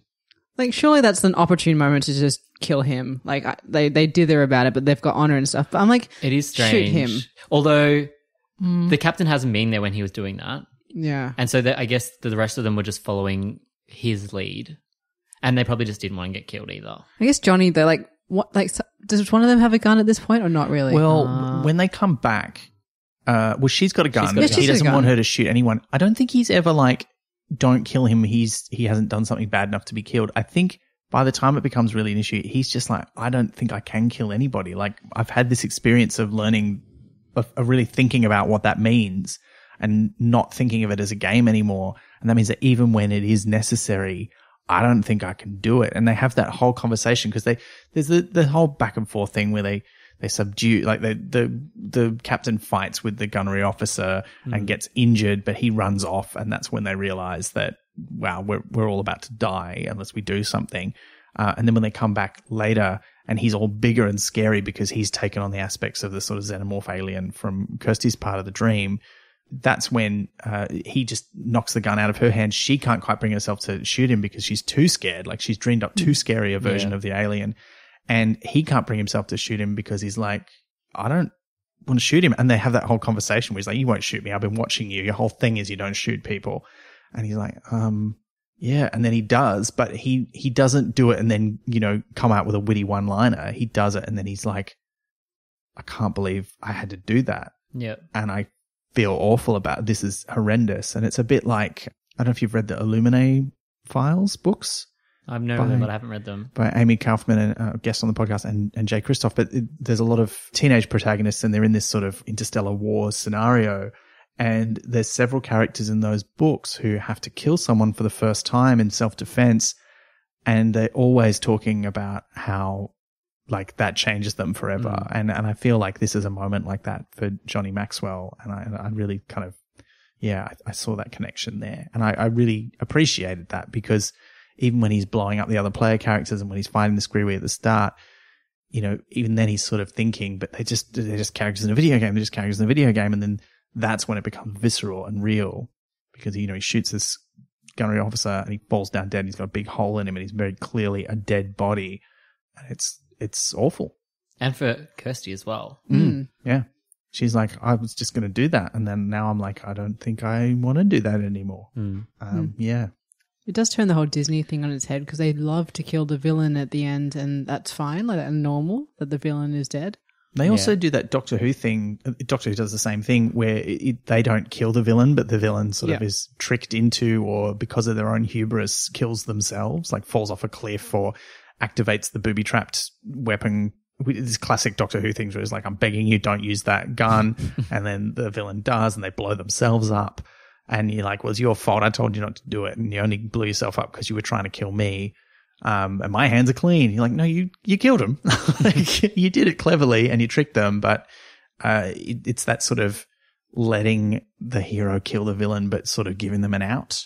Yeah, like in Beauty and the Beast, he's actually trying to rescue Gaston. Like, he was hanging off a building and he's like, oh yeah, I'll help you up. And then when he turns around, Gaston tries to kill him. And as he's trying to like stab him, he loses his grip and falls off the building. So it tidily handles itself. Like, Gaston is dead. The Beast didn't kill him and no one has to feel bad. But yeah, in this situation, that was never going to happen. And I think that's interesting. Yeah. Yeah. It's a bit different. Gaston's not there, but yeah. Yeah. I also really appreciated the way, I now am imagining him like as a ScreeWee, like going through the corridors, like singing this song. No one like he's the best. Yeah, I was just trying to think of a space thing that no one could. No one zaps like Gaston. Yes. Oh, No he one- keep trying to take space trophies as well because he loves that wall. Oh yeah. Yeah. Oh. But yeah, I also like the thing that they go into the bridge, and the captain and the gunnery officer have their fight, and the gunnery officer runs off, and then they escape because they realize they're about to go through the border, which is like the end of game space, and they see it. And it's one of a couple of times in the book where one of the characters sees something and goes, oh yeah, that'd be right. And we don't find out what it is until later. One of which is when he tries to, we didn't mention this, he tries to take a photograph inside the game when he's dreaming. And when he looks at it, when he comes out, he's like, oh, what else did I expect? And later on he shows it to his friends and it's just like some blocky pixels of like a photo of a video screen. Yeah. And in this one, they see the border and they're like, oh, and they're like, but what happens if we go through? Because like we're real people. And they're like, we don't know. It's probably bad though. So they're like, oh no, because players can't go there. And so she dreams up that there should be an escape pod, even though the ScreeWee captain's like, what's an escape pod? Like that doesn't make any sense. And they go down to it and they've got plenty of time. They've got 10 minutes. And then the gunnery officer appears on the screen and they think he's going to appear in the pod and like attack them like the end of Aliens. Spoiler alert. But no, that's not what happens. He's still on the bridge. He was waiting for them to leave so he could waylay the captain.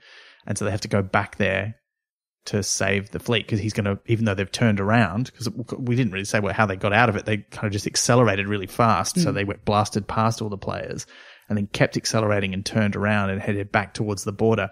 But he's put it on all the fleet's engines on like maximum throttle.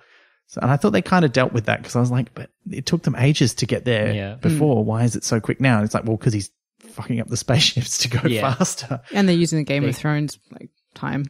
Game of Thrones time. Oh yeah, yes. It's like now it takes the dramatically. Game of Thrones time. Yeah. Well, it takes the dramatically appropriate amount of time. I feel like it's a dream video game space that's okay. Yeah. Because I was thinking, well, that's convenient, but then I was also like, but it makes sense that it's convenient. Like, meh. And he's melting the engines. Well, because like it's kind of it's a last ditch effort. Yeah, and then when they think they're safe and then they have to go back again, Johnny complains that, like, of course, like now it's a video game because if nobody ever escapes with like 10 minutes to go, like, and he says something about he's going to kick a cat. I didn't get that reference. Right? Like, because he didn't want to be an alien. Oh, right. Yeah, so if he you see sees the cat, he's going to, okay, right. Yeah. He's going to kick Jonesy. What a jerk. Oh, from Alien. Yeah. Yeah, the cat. Yeah, the ginger cat. He's so good. He just survives 2 whole films. I lost a bit of empathy for Johnny when he said I'd kick the cat. Yeah. I know he's like making a point, but I was like, you can get a little bit injured. That's all right. He almost, he's very ill. Yeah, so. Emotionally injured as well by having to do a murder. Yeah. Or a manslaughter, a self-defense. Yeah, a self-defense. With self-defense. Yeah. That's what we call it. It's a noun now. A self-defense. Yes. But yeah, they go back to the thing. That's when they have the big second fight and he Captain's shoots injured. the gunnery officer and they have to make it back to the escape pod and get out of the ship, which they do manage to do. And they turn around to watch them all leave. And we discover that the border is a giant game over sign. And they get away and they vanish and Johnny wakes up. He's in the spare room in Kirsty's house. And he's like thinking about all the things that they've done and all the problems that he's got to go back to. And he just turns over and goes back to sleep. Oh, that was kind of cute. Yeah. I liked that. It's very relatable. Yeah, which brings us to the end of the book. How do we feel about it before we get on to our favorite bits or any quotes that we want to read out? Yeah, I think by the end of it, I did really enjoy it. I liked the journey that the characters went on. I had gotten over that whole aspect of it being aimed at like a younger audience. And yeah, just kind of took it for what it was. A lot of fun. And also the whole idea of the other and the alien coming through was something that I enjoyed seeing exploring further and getting that kind of closure towards the end with the characters and the empathy and the arc that they went on. Yeah. How do we feel about the relationship between Johnny and Kirsty? 'Cause we kind of only briefly touched on that, but they have a couple of moments where he really goes off at her for her competitive nature and the fact that she's really only in it to win it. And also her privilege, like, which is really what it's about. Like, you know, she's this upper class person who's got all this time and resources and is supported by her parents. And he never explicitly says it, but it's very clear, I think, that that's where that's coming from, because he sees this person who has succeeded at everything she's tried because her parents give her everything she needs to succeed. And she thinks her parents are kind of dumb. And he's like, how dare you take this for granted? And he never say that, but I think that's fairly clearly what's behind that sort of outpouring of rage. And I think it's kind of unfortunate that, you know, the one female character in the book is the one who's presented that way. But otherwise I felt quite real to me. Yeah, she was like a concentration of all the attitudes that are trying to be challenged, I think, in some of these. Like, you have to be in it to win it. The enemy is always bad, or is the enemy. She just kind of embodied all the things that I think were being attacked or like carefully stripped back. And so seeing her change, or her attitude change, is kind of what maybe Pratchett was hoping to achieve in attitudes of readers. And her life was, she saw everything as a series ultimately of games. She had to win everything.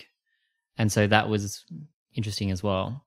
I think he could see that in her. Like, he'd mentioned it a few times. It's like, these are all just different types of games. Yeah. All these things that you've won and do. Yeah. Because I didn't mind him calling her out as much, because I was like, no, he's justified in all these things pretty much. Like, he was even like rude, like saying shut up and that kind of thing. I was like, but she's also very rude. Like, she is not at any point a victim or anything like that. She's mean. Yeah. Yeah, she earns it. Yeah. Yeah, it's not disproportionate. And particularly when you consider the stakes of those moments as well. But Johnny also has that interesting thing where he has a few different outbursts. Like, there's the one he has in the social education class where they're talking about, you know, some people are upset and someone's like, I can't believe all these people are like having fun blowing up people like it's a video game. And he's like, you think they're really just having fun? You think they don't think about it? You think they don't cry at night? Blah, blah, blah. And you're like, whoa, like, you have been through some shit, my friend. Like, I don't think he really could legit call it PTSD, but he's certainly having that kind of like, I have been through some trauma and I am processing it, because I'm realizing like the experience I've had is of being kind of in an actual war where I'm killing people. And yes, it's not real, but it feels real to me. So I'm having a real reaction to it. So yeah, I thought that was really intense. And that scene also is kind of, you don't realize it's him saying it until the end. Yeah. Because he just sees it as, he hears someone having this outburst, and then you realize it's actually himself that's having it. Yeah. And again, playing with our perspective and our assumptions. Yeah. So, Yeah. I think the thing that struck me about this book is that if I had read it at the age that it's targeted towards, I think it would have challenged some of my attitudes and made me think about things that I wouldn't have been thinking about at that time, which is important for a book like this, I think. Yeah. I agree. Yeah, I'd be really interested to know what 12-year-olds reading it now would think. I mean, there's often commentary about, you know, do you think someone who reading it now would appreciate it, because it has a lot of the specific references in it feel very dated now.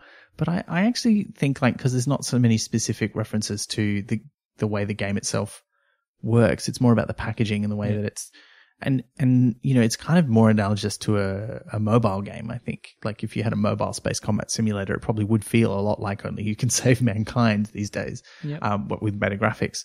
And so, you know, you could see it being adapted. You know, if they made a TV show or a film out of it now, I think you could make a great film out of it. And I think it would be an interesting adaptation, because you could fairly easily translate it into modern language and still have a lot of the same messages, I think. Particularly because now video games also are kind of ubiquitous in a way that they were starting not to be. Well, I guess the 90s were kind of when video games were really had made their comeback from the late 80s after the big crash of the early 80s. So they were still big then, but now it's like, you know, if you ask people in high school, do you play video games? You get 90% of hands go up. Yep. You might hate this, but I think about the book, I think it's still accessible in the same way that historical fiction is accessible, because it is very much of a specific era, and it leaned into that even like when it was written of that era. Because if I was writing a book now, you wouldn't necessarily put in the 2020 things. You just put sort of like a general modern era. But here he's specifically leaning into what it's like to be around in 92, 93. And I think that does translate well now, which is down the line, to historical fiction. Yeah, mentioning the leaders involved and things like that. Yeah. And it's kind of like we talked about this with truckers too, that's often more successful, as you say, than a generic approach. I think kids would read it and they go, what do you mean someone didn't have a telephone? And they go, What's a look that Walkman? up. Yeah, what's a Walkman? Like stuff like that. And it would be interesting to find that out. And I don't think there's anything in there that's too complicated to figure out from context. Oh, a Walkman is a music player that's for tapes Thank with you. headphones. Thank you. Because you said it'd be interesting to figure that out, but you don't have to because I've told you now. Thank you so much, Liz. You're welcome. Do people have favourite bits they'd like to refer to? Any favourite quotes? I've got a quick one, which is in the aftermath of delivering the food when all of his friends are in space, but they're not really, and they're going away. And Big Mac can't quite fathom that the aliens aren't the enemy.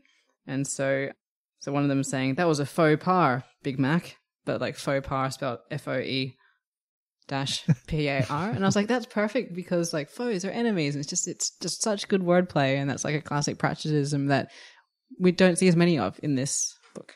That's fair. So yeah, that's my one and only. As in, like, I liked a lot of them, but I've decided to distill it down to one. There were a lot of little bits that I really liked, like little touches that kind of, I think, revealed Pratchett's own interests. Like there's a couple of Dungeons and Dragons references, which I really liked. Like when Big Mac is having and this is actually in a scene we didn't talk that much about, when they're at school the day after the car accident and Big Mac has told everyone that Johnny pulled him out of the wreckage, and which isn't at all what happened.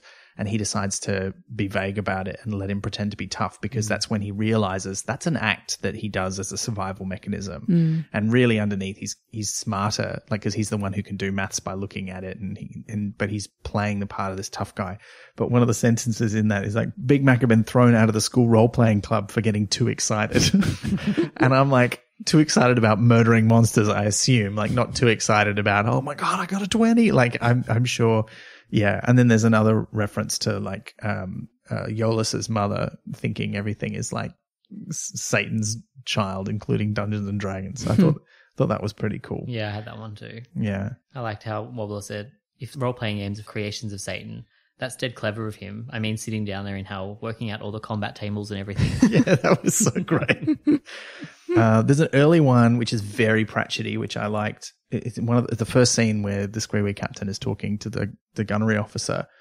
The gunnery officer says, "This is not a wise move," he said. "It's the only one I have," said the captain wearily. "No, we must fight on." "And then we die," said the captain. "We fight and then we die. That's how it goes." "Then we die gloriously." "There's an important word in that sentence," said the captain, "and it's not the word gloriously." And that is such a Pratchett line. That really tickled me. I like that one. Yeah, it's good. Oh, there's just a lot of little references to things that were quite nice. He makes up a bunch of Australian soap operas that have great names. There's Cobbers, which is clearly the neighbours stand in. But Is then that what that is? Yeah, I had no Yeah. idea what that was either. And then there's That another makes one sense now. called Right. there's another one called She'll Be Right, or She'll Be Apples. But then there's another one called Mooney Ponds. Oh, wow. And I was like looking at that going, I bet UK readers had no idea that's a real place. I didn't even register it. It's actually not that far from where this podcast is recorded either. I So don't remember that bit. yeah, It's it's like like a a one-off reference. Well, who knows? Maybe it was taken out of the later edition. I don't know. No, it's in mine, but it's like it's breezed past. Oh yeah, it's only mentioned like once. It's near the mention of how all the things have clocks in them. Oh in the yeah, catalogue. that we should bit. probably talk about that because I wrote down thermometer Tim instead of thermometer time because Oh, I yeah. really enjoyed how like he talked about everything having a clock on it, and then he put the thermometer in. And he's like, "Oh, it's like 14:03. That's pretty bad." I'm like, That was hilarious. right after they said it's 4:00, and I was like, "That's very good." Yeah. Yeah. It was, those 16. times the innovation catalogs that our parents had, like everything in them. There's a did have lawnmower with a clock on it. Everything had a clock. Yeah. But why? Here's a clock with another clock on it. I mean, Why not? That's what you need to ask yourself. Yeah. If not me, Don't then- you want to know the time everywhere you go? If not the thermometer, Can't you then wear what? a watch? I was going to say there's no invention that allows you to do. Wait, this problem has been solved a long Watch within time a ago. watch. I did enjoy when Johnny goes to Kirsty's house and she says, "Come up to my room," and then she says, "Don't worry, my parents are very liberal." I watched Billy Elliot for the first time very recently, like in the last week. And the things that girl says to Billy, I was like, this is what's happening here. This is the same kind of UK attitude of like tweens. We don't know what any of this sex business is, but we're going to talk about it as if we do. And I was like, that's weird. But I thought that was kind of interesting. That was great. And she's so scathing in her criticism of her mum, talking about how she's married when she's 20. Imagine that. Like, While she's standing there. Yeah. Yes, so Lack of imagination. oh, harsh, so harsh. Ah. I like there was a section earlier on about which gave an interesting insight to Wobbler, but also was just a very funny reference. So it was about the time he'd written that game. Oh, yeah. And it says he'd written it so that if anyone kept their computer on for 3,000 years, they'd be rewarded by a little dot appearing in the middle of the screen and then a message saying, "Welcome to Alpha Centauri. Now go home." Yeah, because it's called Journey to Alpha Centauri. It's just so clever, though. It's just very good. It's great. It's great. Like coming out a good 8 years before the actual game Alpha Centauri, by the way. I liked some near the end, because for the most part we see it from Johnny's perspective, with some deviances into the alien perspective, and then suddenly we get one from Wobbler's perspective, where he does call Johnny Rubber, which we hear him refers to at one point, and we're seeing him from his friend's perspective, which I found really interesting, and right near the end. Yes. Oh yeah, because Wobbler just happens to boot up the game as the final sequence is happening, and he gets passed by the fleet going one way, and then passed by the fleet going back. And Johnny the other says way. hi. Yeah. Yeah, that's right. What are you typing for? I thought I saw a friend. Yeah, that was pretty great. That's great. But I liked seeing him from a close perspective, but from another side. Which fleshed him out.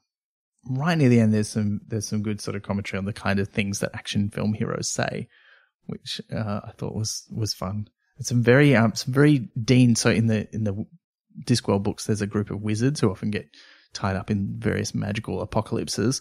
One of them is very susceptible to any kind of influence that's going on. Like when rock and roll comes to the Discworld, he gets himself a big quiff and makes himself a leather jacket. But there's one that is very aliens inspired with these weird monsters. And he's running around with his magic staff, shooting them like he's in Aliens and saying, hut, hut, hut, hut, hut, hut, hut. And it's like, "Stay frosty." Like he's channeling that. And, very much so the lines, "Make my shorts, eat my day," was like, that was very Dean. I thought that was great. Like not really quite getting it. So they keep rejecting the phrase "kick some butt," and I couldn't help but wonder, is that British English rejecting American English consciously?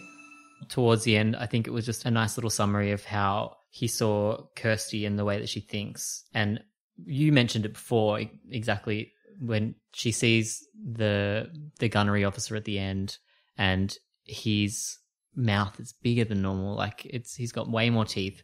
And then Johnny just thinks it's her dream.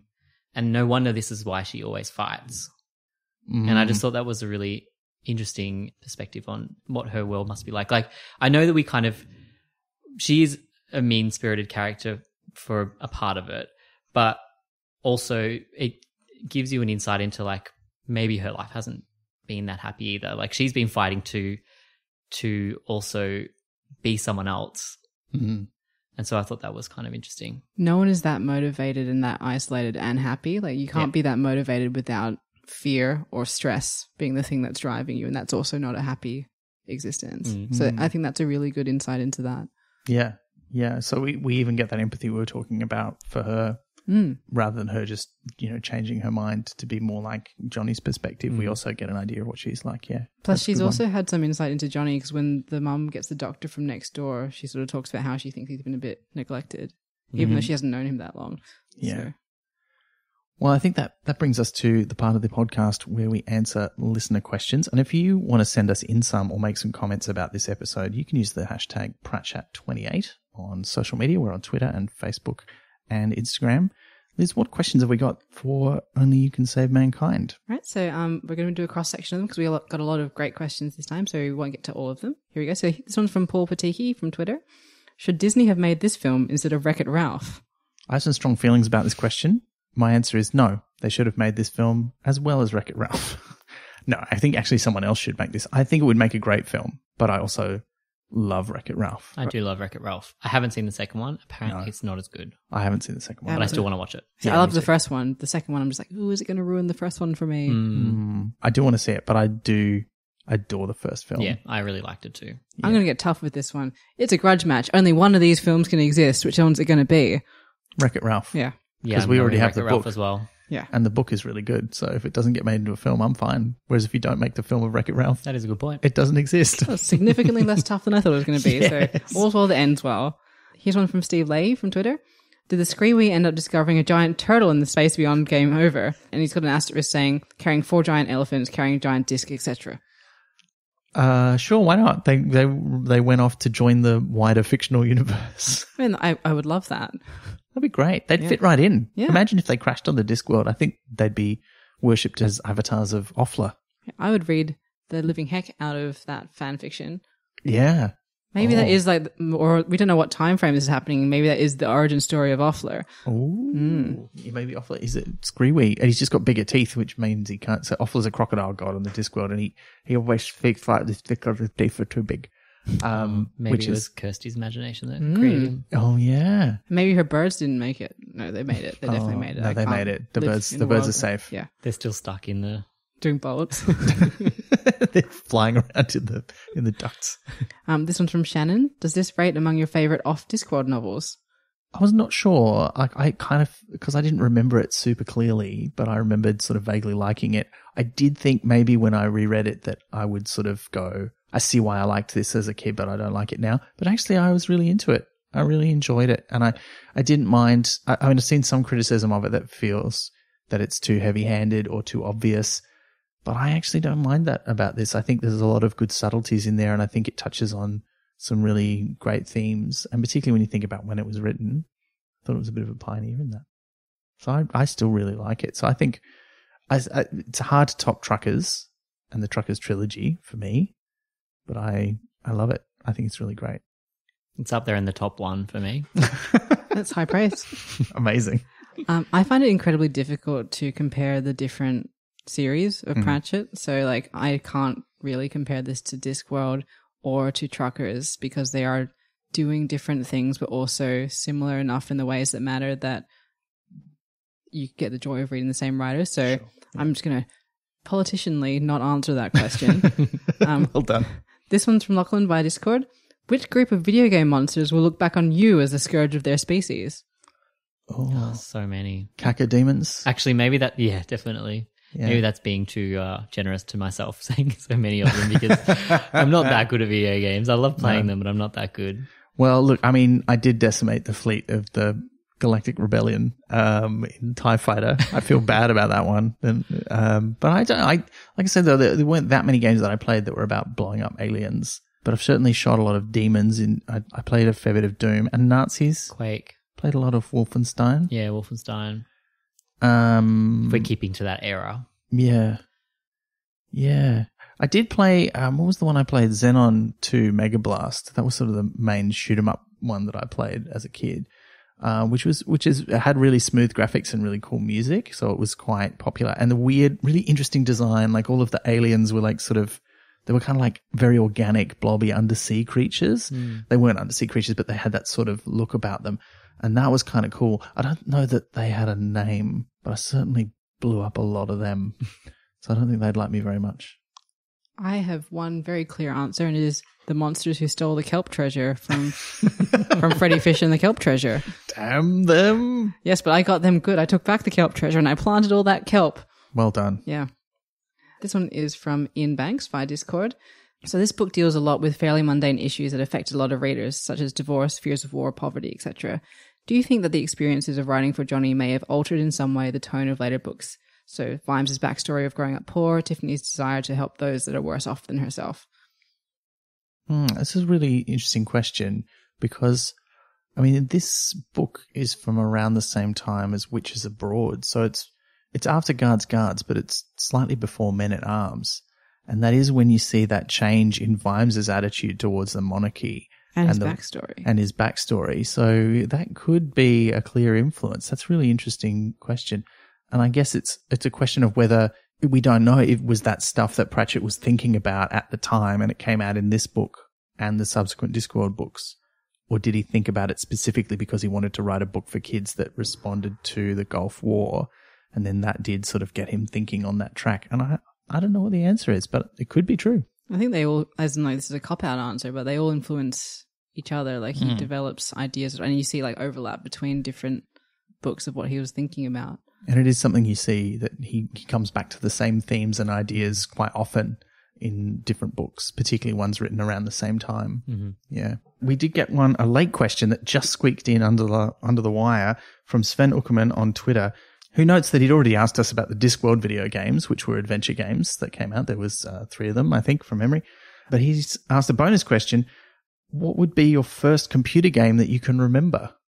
This is a bit of a tangential one. Well, no, it's not Freddy Fish, don't worry. What do you remember from before Freddy Fish? Mind Maze.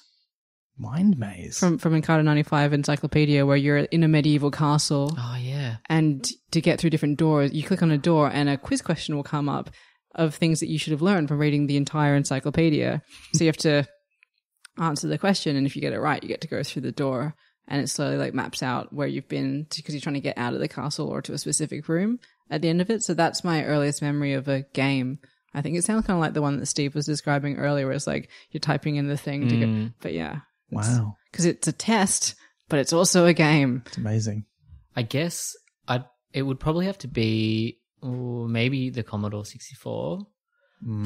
I don't think I played any games before that, but my parents' friends had it, and there was a couple of games on there that I remember. One of them was, I think it was like a digging game, and then there was another one. Was it Dig Dug? I think it was Dig Dug, yeah. That's what I was going to say, but I was like, I'm just making that up. I write the name of that?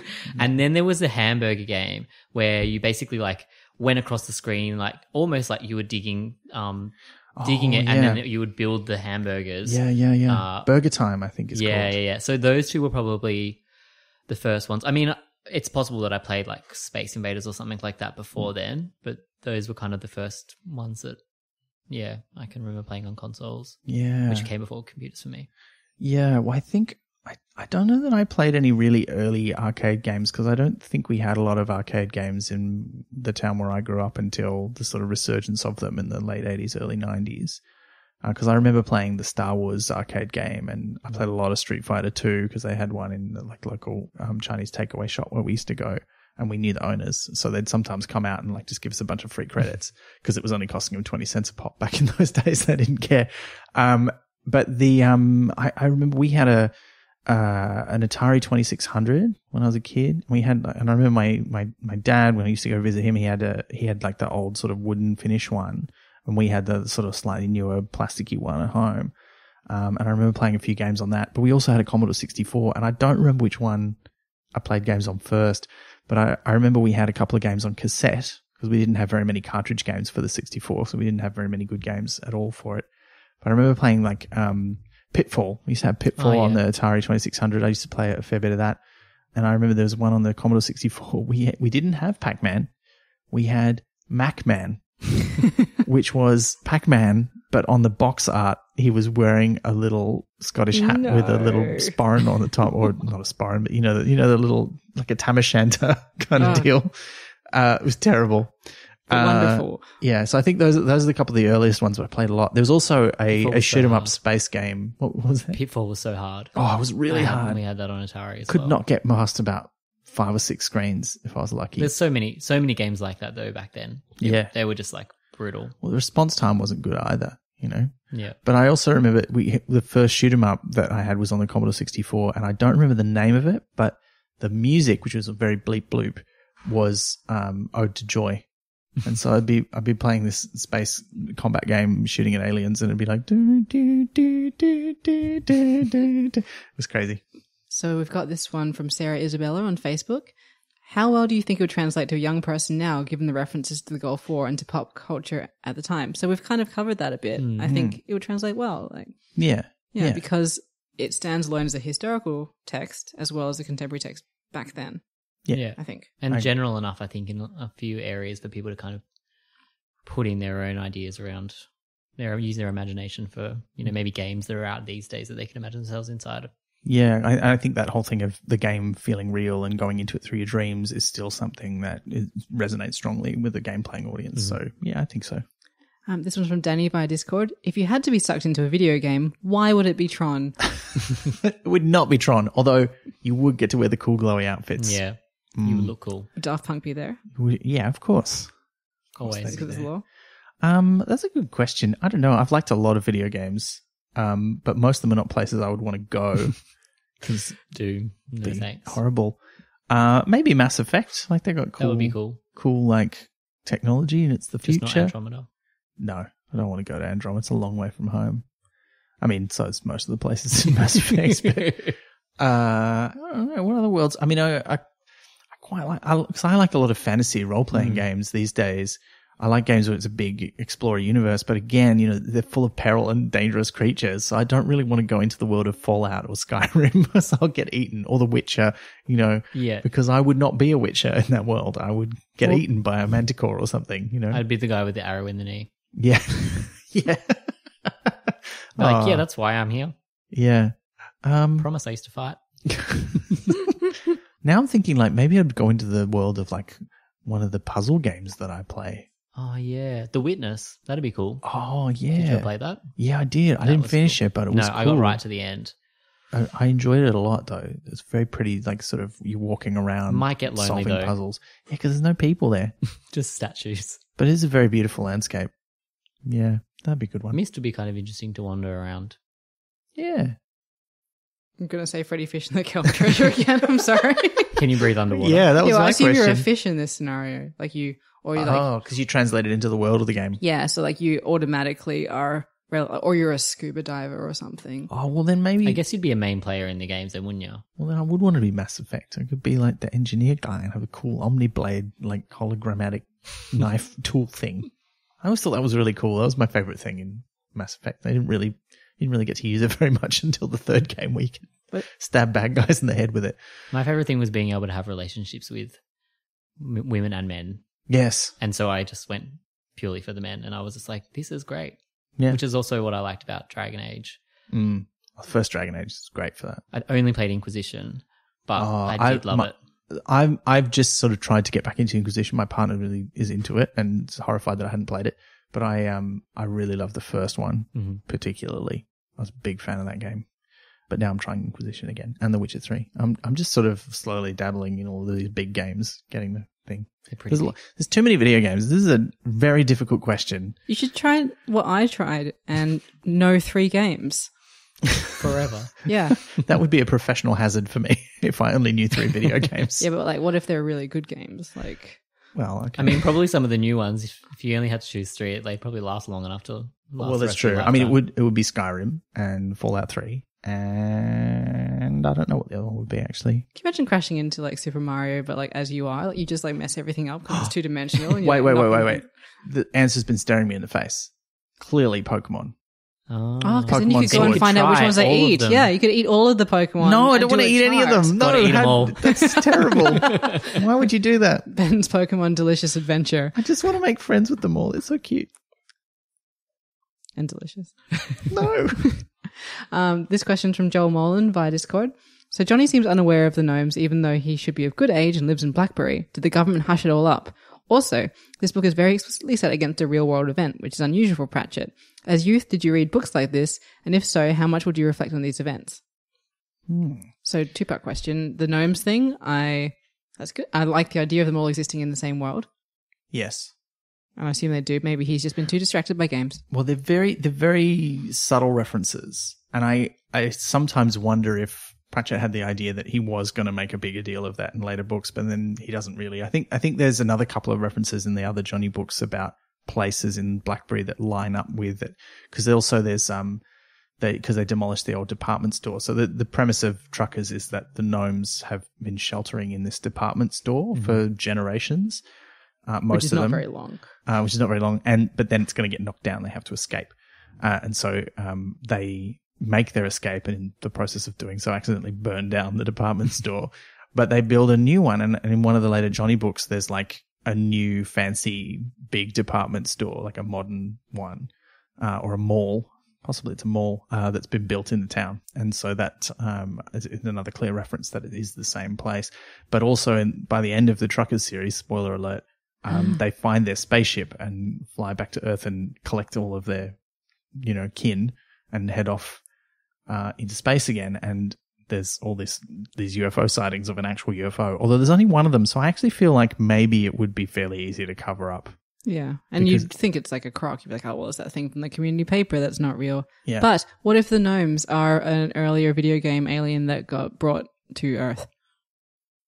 And that's why they crashed. Name blowing my mind. Yeah. It would explain why their starship has a human name. Because it's called the Does that mean they went past the game over sign? Or the other way, like they came. They've come from the other side of the game over sign. Maybe that's what. Would you like to play a new game? Yes, no means. Because it's like, yep. Yes or gnome. Oh dear. Sorry. That's very good. So, second part of the question about books set against real world events. I read Goodnight, Mr. Tom, as a. I don't know how old I was. It was in junior school at some point. It's set during World War II. It's also like a film or a series. And it's sad because it's like some real sad, brutal stuff. Like you lose characters that you care about because it's set during wartime. I remember bursting into tears in class during quiet reading time. We were all quietly reading our books and looking like a massive loser. But and I also read this book that was set against the Tiananmen Square massacre. So those are the two that stand out. Usually books are more vague. They don't tether specifically to an event. But those two stand out. And I think they were its learning experiences because as a kid I had known about World War II because my dad grew up during it and I heard his own stories. But when you read a book, you are experiencing it as though it's happening to you. And so it's another perspective that I wouldn't have gotten. And it was the same from the Tiananmen Square massacre. You get it from a character who doesn't end up going to it, but someone really close to her ends up dying in it. Oh, full on. So yeah. I think the closest thing I can think of is time travel stuff that I read, which occasionally, the characters would go back in time. And actually the main one was a Doctor Who spin-off novel called Who Killed Kennedy, which is all about this. The Doctor killed Kennedy? No. But interestingly, no, it's all about a journalist who's originally from New Zealand, who's around at the time when a lot of the stuff where the Doctor's stuck on Earth is happening. So he's kind of like experiencing it from the outside. And then he finds all this other weird stuff going on and tries to report on it. And then there's this whole time travel plot to do with assassinating Kennedy because that's his other obsession is the Kennedy assassination. And that was probably the first book that I'd read that was around a big historical event that I actually knew anything about. Yeah, there's not many that I can think of too. I'm sure there's probably one or two that I'm just completely forgetting. But I think the closest I got were probably hinting at very similar things like the Tomorrow When the War Began series, that kind of thing felt, at the time, at least for me, it felt very realistic, like something that I could imagine happening somewhere else or even here. And that gives it a sort of longevity as well because you can project it onto the past, the present, or the future. Exactly. Yeah. All right, final question. Yep. This one is from Danny via the Discord. There's one key question posed in the book which you guys should answer. If not you, who else? It's a good one to end on, isn't it? Well, I mean, this is why we have guests, right? Yeah. So we're nominating Steve, yeah? Yeah, Steve, right? Yeah. Steve, it's you, man. Yeah. It's a good question. Yeah. So who are you going to pass it to? I mean, I guess that's right at the heart of the book, isn't it? So it's kind of like, it kind of has to be you, really. Yeah. Because no one else is going to do it if you don't. Reluctant heroes. Yeah. But I think that also, it's an interesting question because now we think of that question. I think now, who's going to stand up for climate justice? Who's going to, all these contemporary issues we feel like governments and official agencies are not rising to the challenge. It has to be us. And that's hard because we don't all feel like we have got the energy or the solutions to go out and fix these problems. And of course, in some cases, we really only have a very limited impact, but we all have to do what we can. It would help if we had 1,000 lives, though. Yeah. It would help. 100%. Yeah. So you always imagine there's someone better qualified than you. No matter how confident you are, you always go, but there's someone who's in a better spot. And he even has that in the book. He has Sigourney or Kirsty, who is arguably better qualified, but she absolutely is not. And they talk about that. It's and she says something like that. They chose you. And he's like, yeah, well, they asked you and you didn't say yes. Yeah. Yeah. So it's very good. Yeah. Good question to round out on, I think. I think so too. And that brings us to the end. Steve, thank you so much for joining us. No worries. Thanks for having me. It was great.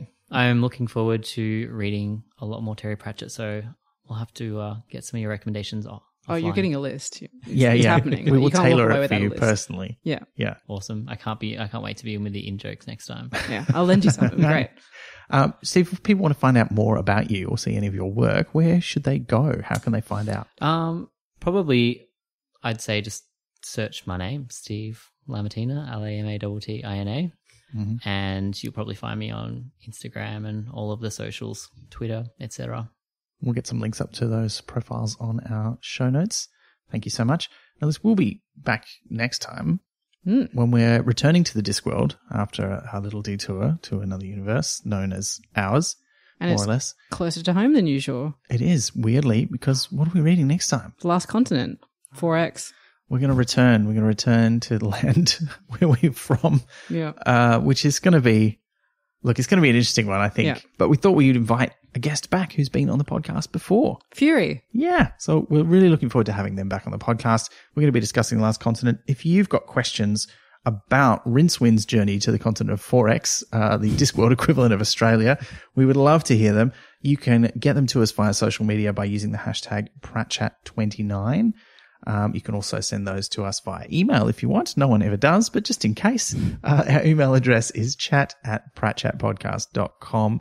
And look, while you're at pratchatpodcast.com, remember that you can help support the podcast. We've got a lot of lovely subscribers. We want to say thank you to all of you who help us make this podcast possible. So thank you so much. And to any of you who want to support the podcast, you can find out how to do that on our website. But also, you don't have to do it with money. It also really helps us if you recommend us to anyone you know who might enjoy the works of Terry Pratchett or wants to get into them. And it also helps us if you rate and review us on whichever platform you happen to listen to us on, because it helps more people find the podcast. And, you know, it's worth doing this if there are people listening. We want to get all the way to the end of the complete collection, which is quite a journey. The other side of game over. It's always slightly more. Every time I look, you'd think that there would be no more, but there are. There's always more. Keeping on. It's amazing. Well, look, until next time, please, when you're asked if you want a new game, select yes. You've been listening to Pratchat, the monthly Terry Pratchett Book Club podcast with Pratchatters Elizabeth Flux, Ben McKenzie, that's me, and guest Steve Lamattina. Pratchat is produced and edited by me, with music by David Ashton of Sample & Hold Studios. You can find us on Twitter, Instagram and Facebook at Pratchat Podcast, and listen to past episodes and support the production of new ones via pratchatpodcast.com. Join the conversation for this episode using the hashtag Pratchat28. Pratchat is brought to you by Splendid Chaps Productions. We make entertainment for your ears, like the Doctor Who podcast Splendid Chaps and time travel comedy series Night Terrors. To find out more, visit splendidchaps.com.